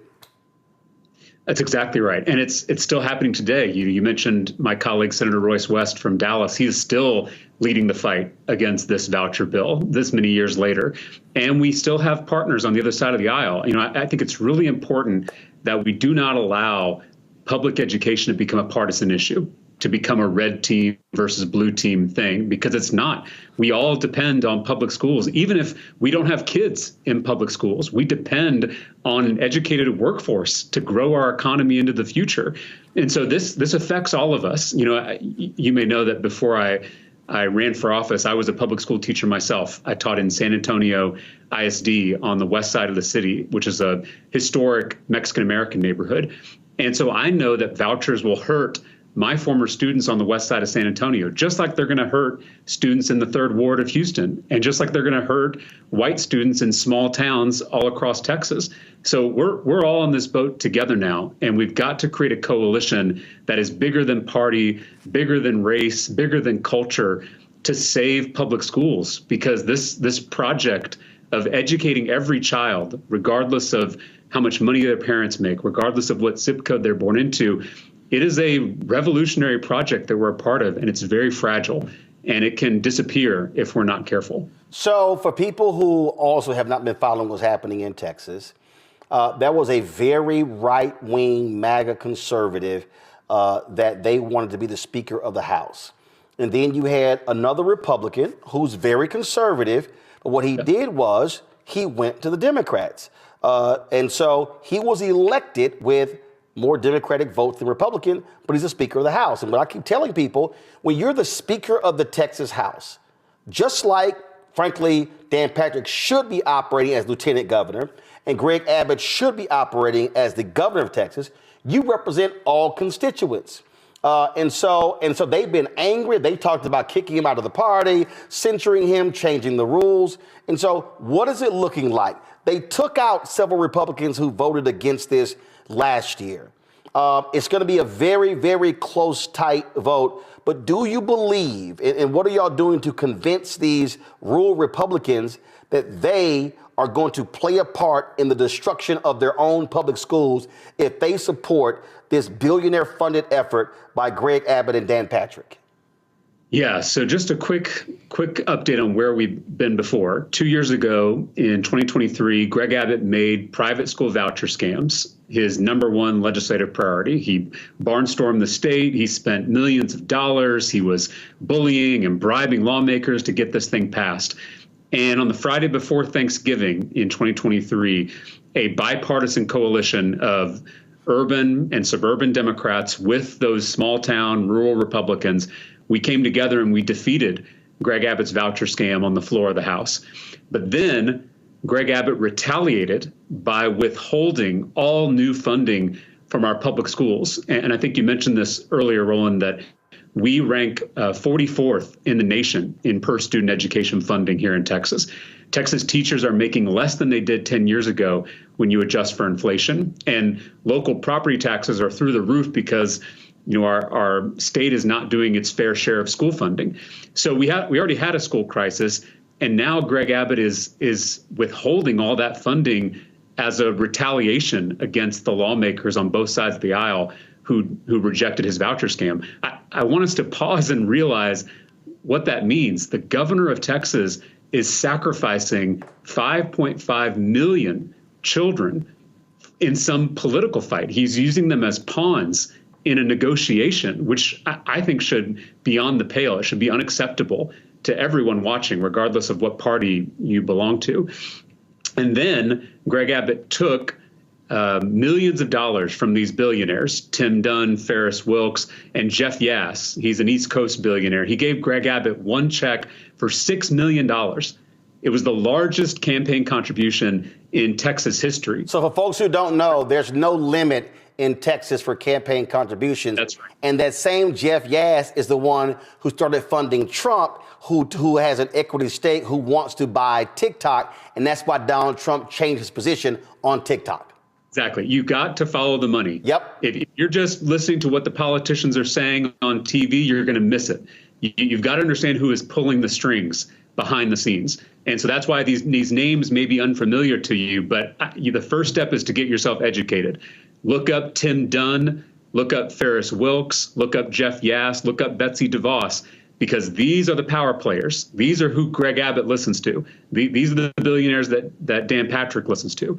So Greg Abbott got this $6 million check from Jeff Yass last year, and he used it to go on a revenge tour and went after these conservative, small town, rural Republicans. Their only sin was standing by their public schools and voting for their constituents. Yes. The people who elected them.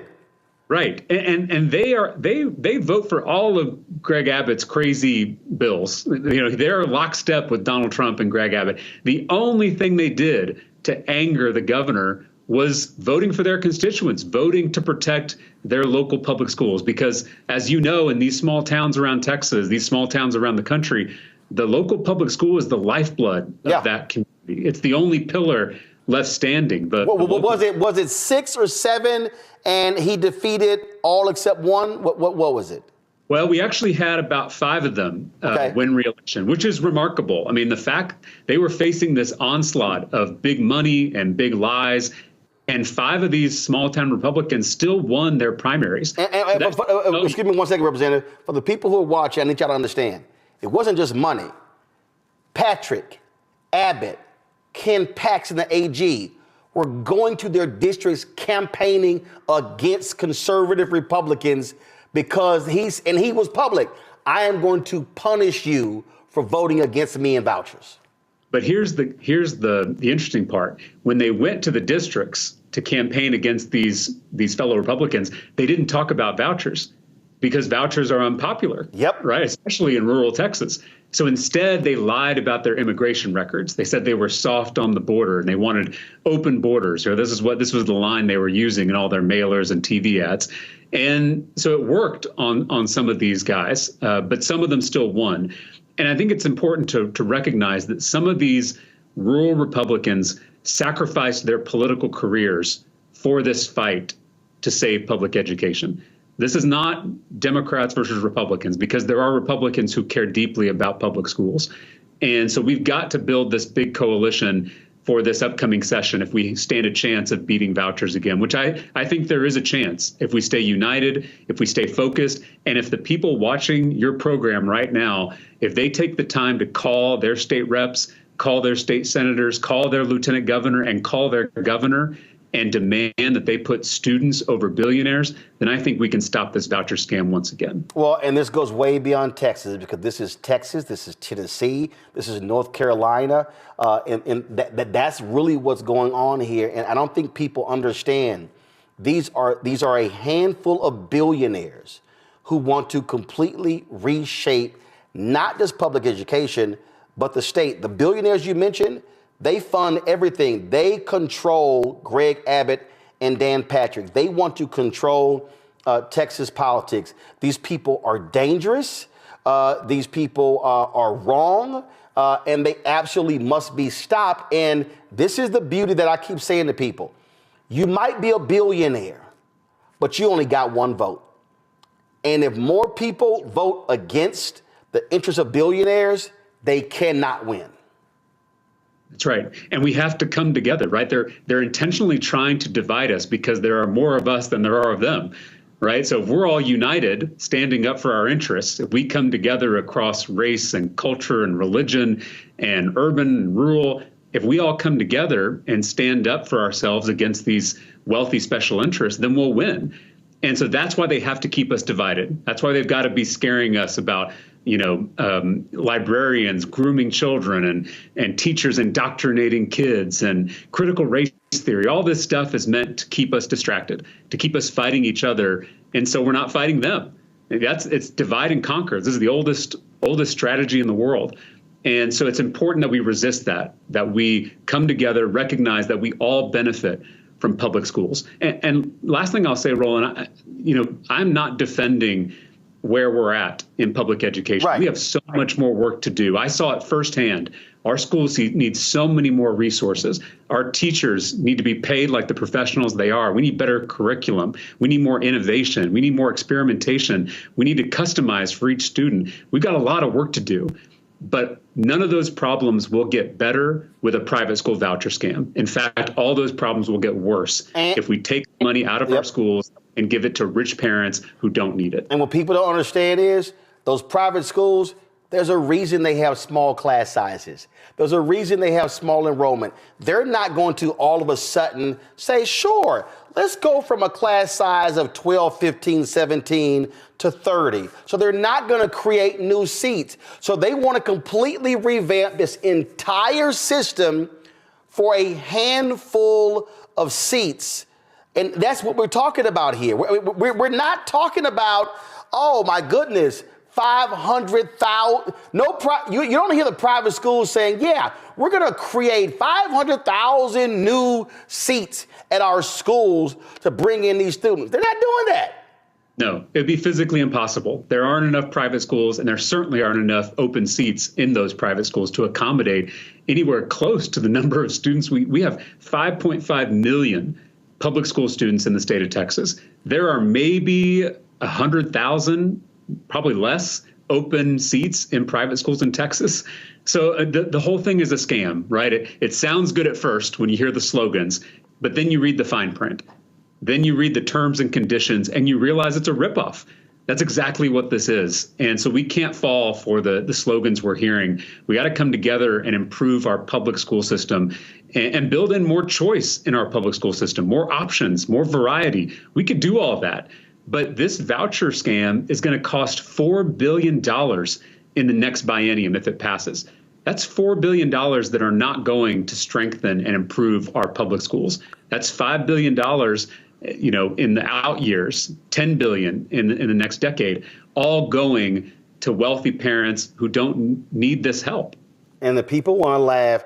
Henry, go to my iPad. This is the Texas Private School Association.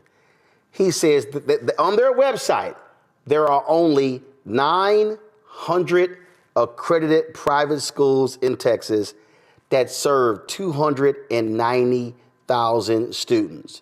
You just said there are more than 5 million kids in Texas public schools. Math doesn't add up.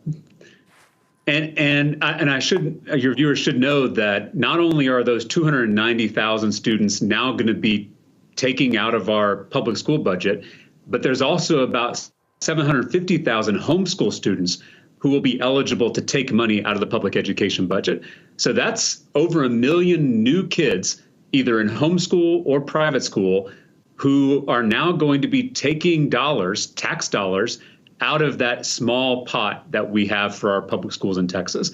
So it's madness. It's crazy town. I really don't understand how anyone could support this bill. Well, whatever I can do to assist, we have the ability to, and we've done it numerous times, take our show on the road. We can broadcast anywhere around the country. So please let me know how we can help. This will be destructive to my home state of Texas, my home city of Houston.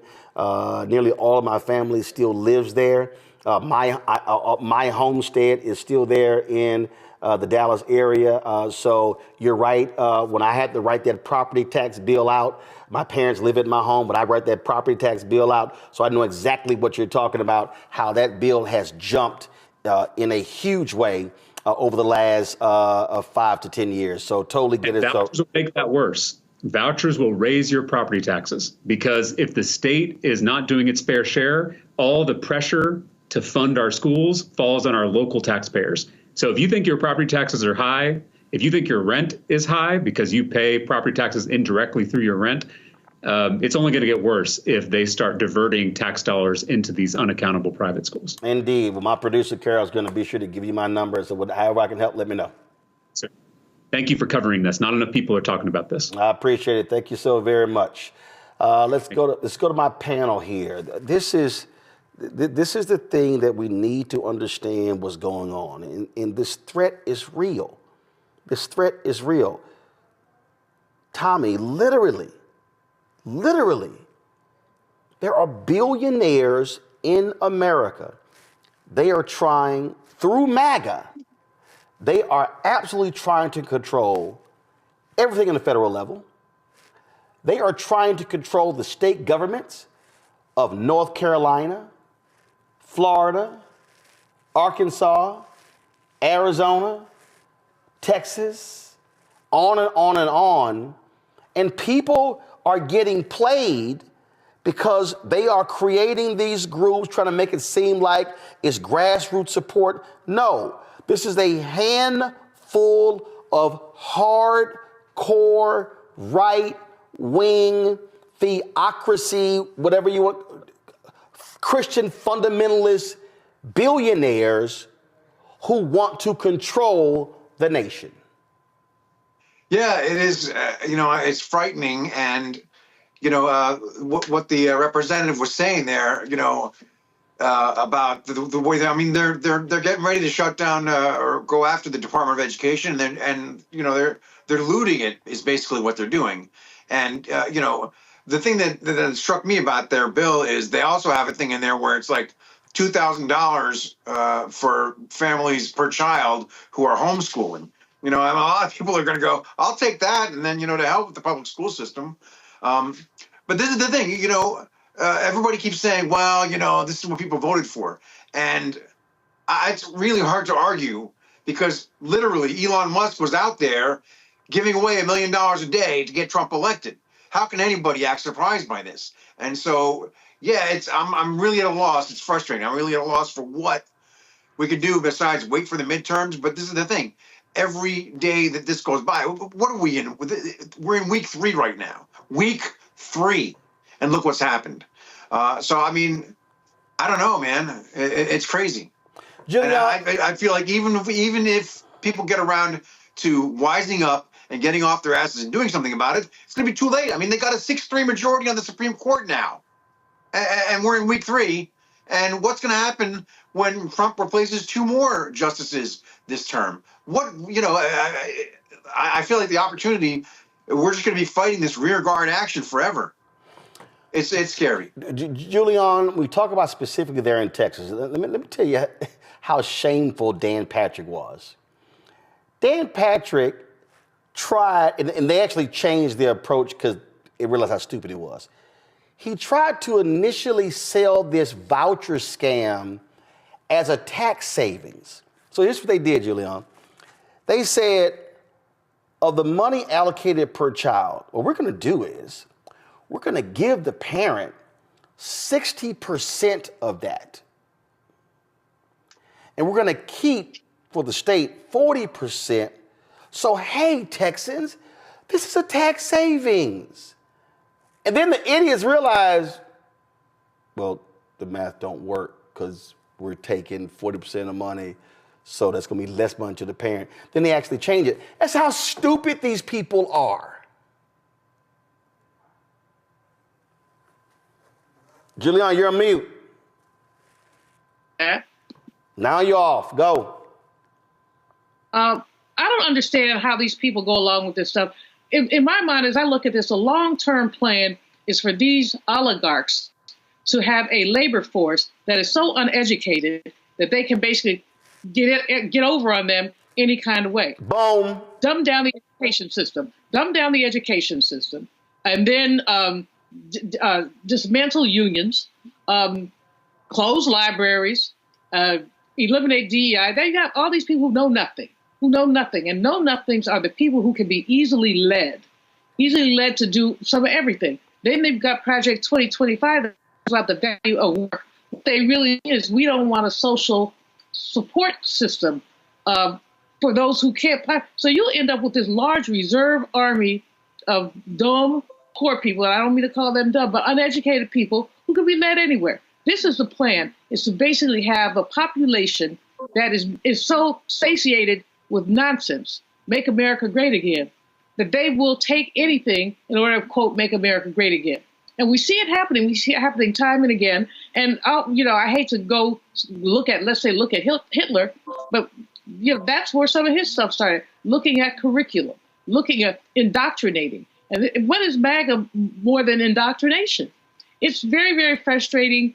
And as the young man who you just had on said, the state senator, you're taking the money, and Tommy, I love your language, I'm going to steal it, looting the school system. That's what they're looting.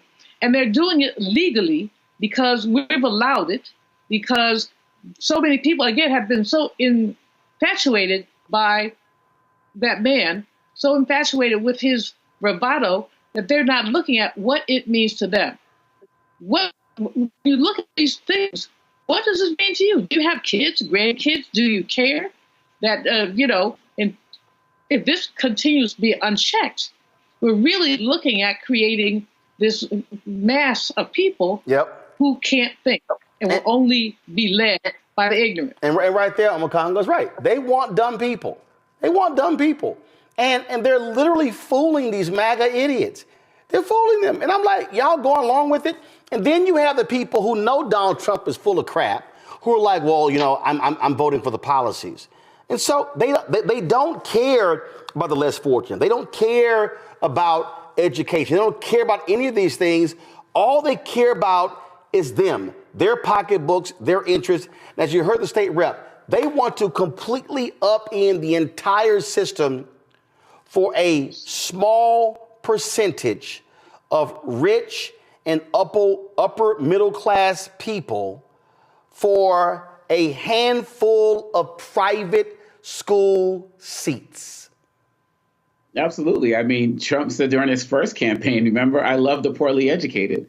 He put it out there on Front Street for everybody and has lied about nothing. And when he talked about the voucher system, let's also add in Pennsylvania in terms of what they were trying to do up there with the PASS program as well. And I think it's really important that you as media partner with representatives, because this is how we get the word out. I can't remember the last time I heard anything about vouchers on any network in any way, shape, or form. But the way that they try to sell this stuff to the people to get the support of common people or folks on the ground, they lie in every way, shape, or form to make them really think that they have a choice. And like you all said in the interview, a choice what to go to a school you can't afford, or a choice you don't have a car to get access to. I mean, the list goes on and on and on. But they are not going to stop because, again, this is another place where they can, as we say, loot the educational system to get money for these tax cuts.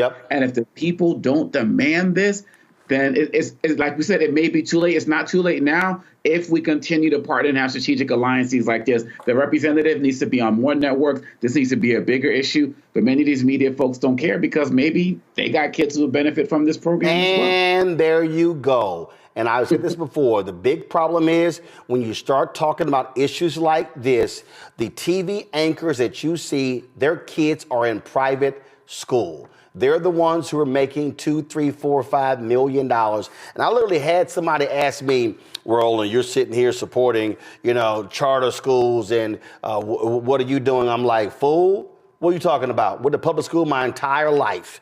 Elementary school, Clinton Park Elementary School. Pleasantville Elementary Magnet School, William Holland Middle School, Jack Yates High School, Magnet School of Communications, Texas A&M. I rode the school bus from the third grade all the way through in college, and so I'm like, don't give me that crap, and so I'm like, I don't want to hear it. And that's what you have going on here. So people need to understand what's going on. This is not just Texas; it is North Carolina. They have completely destroyed. The failure in Arizona is unbelievable because these billionaires ram it through with their donations. And so folks just to be aware of what's happening. Hello, I'm Isaac Hayes III, founder and CEO of Fanbase. And right now we're accepting investors in our $17 million round to revolutionize the future of social media. Today, for just $399, you can own 60 shares of stock in Fanbase at $665 a share. Go to startengine.com/fanbase and invest today. While the big platforms have grown too massive and disconnected from their users, Fanbase is building a platform where creators and users truly come first. We've already raised $8.6 million from everyday investors who believe in this vision, and now you can join them. This is your chance to invest in a social media tech company with over 1 million users that is disrupting media by allowing anyone to reach all of their following and monetize their content from day one.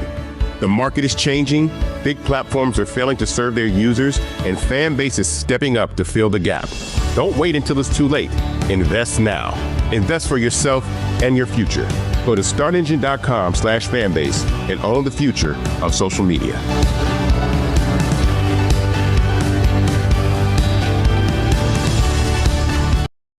There are a lot of people who, frankly, look, they don't consume information like we do. They don't talk to folks. They're not following this stuff. It's a lot of people like that. It's a lot of people who were like that growing up in Clinton Park in that community in Houston. Mm-hmm. It's a lot of those people. It's a lot of those people. And I say this all the time, okay? And this is the thing that because it goes to what Chris Toller was talking about. It goes to what Greg is talking about.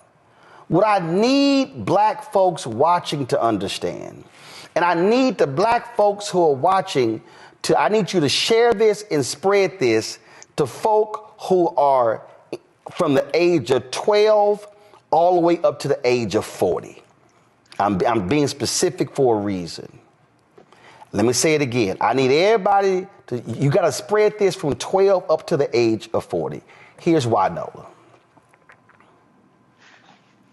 And we don't want to think about this. This is February. My dad is 78 in April. My mom is 78 in November. Amen. My wife turns 60 today. Happy birthday. I'm 56. Happy birthday. So here's what I need people to understand. My parents' generation, they are tired. Mm-hmm. They are retiring. What a lot of us who are in our 50s and 40s and 30s and 20s don't understand is that generation put in the work. Mm-hmm. They were the poll watchers. They were the precinct judges.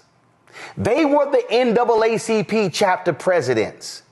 They were the ones who showed up with picket signs. They were the ones who worked phone banks.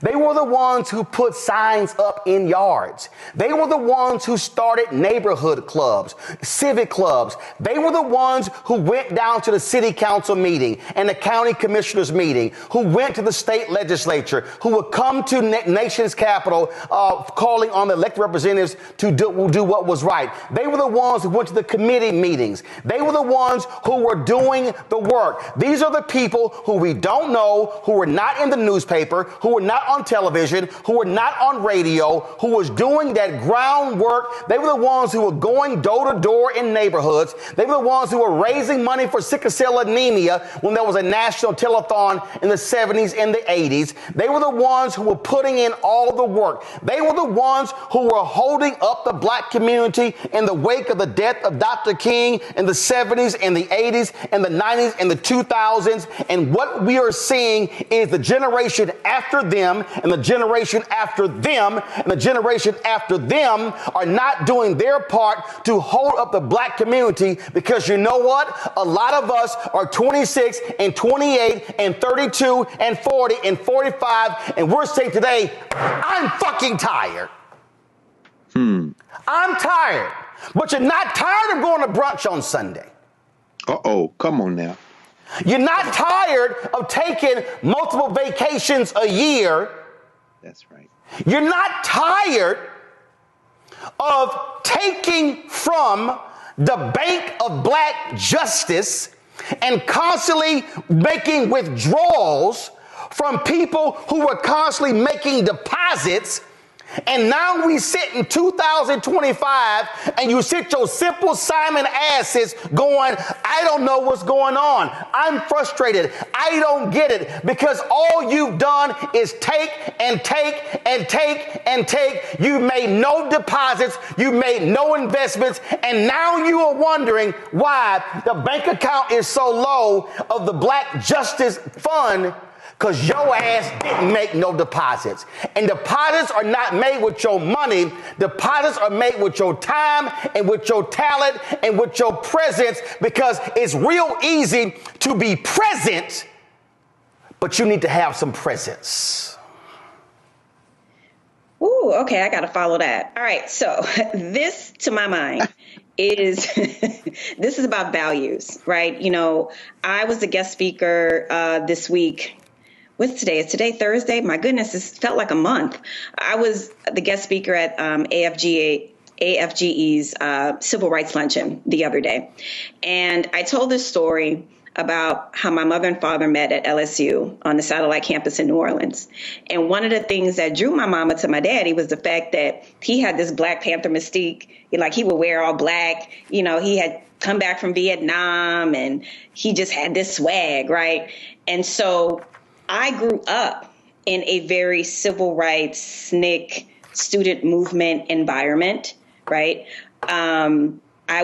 I grew up in an all-black city. I went to private school, but it was a Black private school, and it was off the hook. You know, like our teachers were no joke. You know, Black history was all day, every day. So in terms of, you know, I agree with you about, I'm going to use the word apathy again, in terms of what we're seeing from generations that get younger and younger. But also, you got to wonder what was happening in the homes, too. It makes me remember this conversation with Obama about this post-racial America. And I remember being one of those people on the other side saying there is no such thing. And as I still sit here, still, you know, having the kind of prophetic eye to be able to see beyond the veneer, at that time, people didn't want to hear that. So we are having the people that, yes, all they want to think about is going to brunch with the grass on the walls. I wish we lived in a country where all we could think about is going to brunch with the grass on the walls. But that is not the reality of the country in which we live in. So, you know, when I engage with young people, you know, even when I ask my own students, you know, how you feeling, how you doing with everything that's going on? We're right in the middle of things. We're in D.C. They don't want to think about it. They don't want to engage in the messy politics. They just kind of want to do their work, put their head down and hope that things will work out. Right. And I think that's kind of like the overall feeling with a certain age group, is to put your head down and think and hope that things will work out. Because to your point, Roland, they have always worked out since they've been on the planet because of the people that came before them, the sweat equity that came before them, the people that were put in jail before them, the people like my father. You know, he had to fight for years to get an honorable discharge from the Air Force because he got into it with a very, very racist commanding officer in the Air Force. And so it's these very real things. You know, my grandfather having to escape rural Louisiana because him and his twin was about to get hanged. People aren't coming from those narratives any longer, and they just want to go to brunch with the grass on the walls. And I'm not going to sit here in front and be like, I don't like doing the same thing. You know what I'm saying? Like, I wish we lived in the country where that's all we could focus on. I just want people to be engaged and understand what's at stake. And because I do spend a lot of time with young folks, that exhaustion, you know, they're thinking about all the things that they had to go through with school shootings and all these things. And the last thing that I want to do is play oppression, you know, Olympics about the things that I had to go through as a 40-something or the things that parents and grandparents had to go through.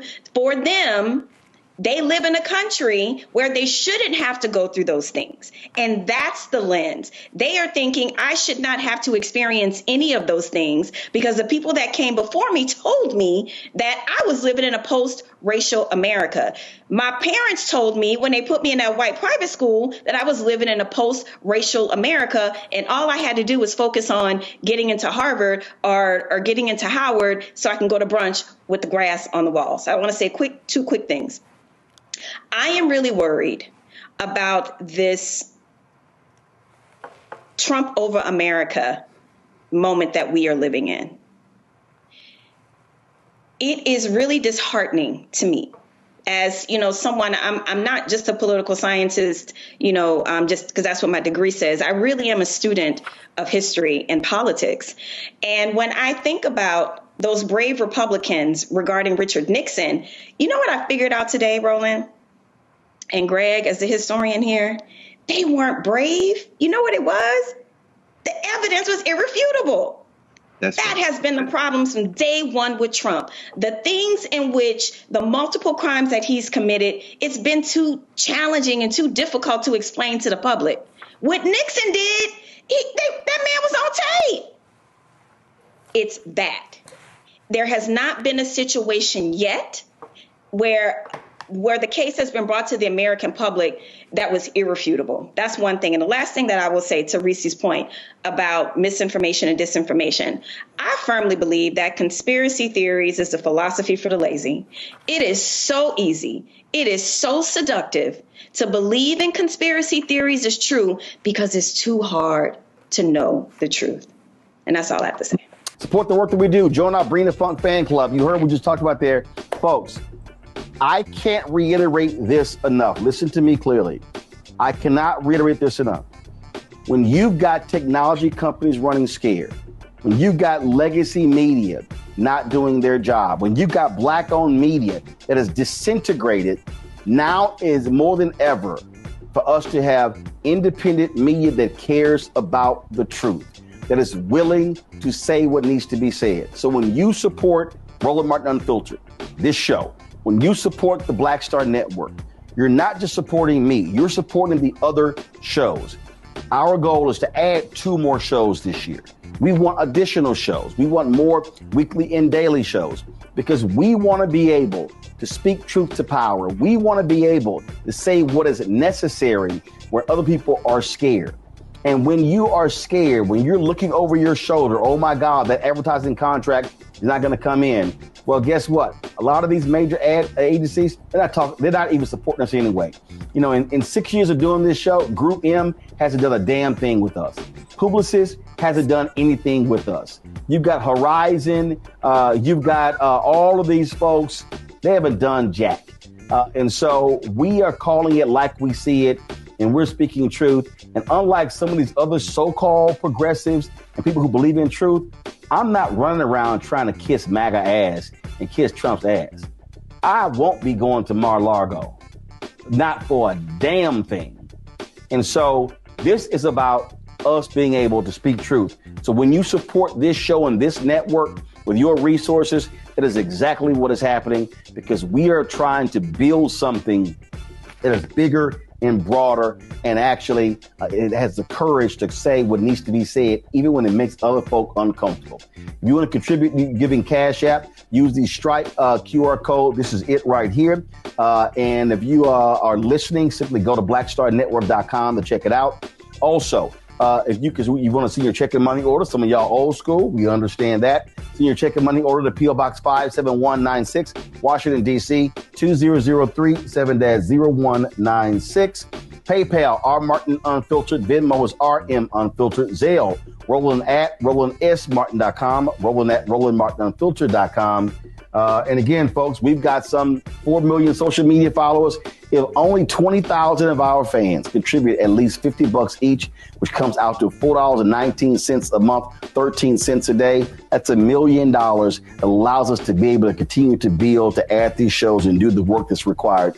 So your support is needed. So please join our Bring the Funk fan club today. If you've not already joined, if you have given to us in the past, please renew your commitment, because it's important that we support Black-owned media, because Black-owned media matters.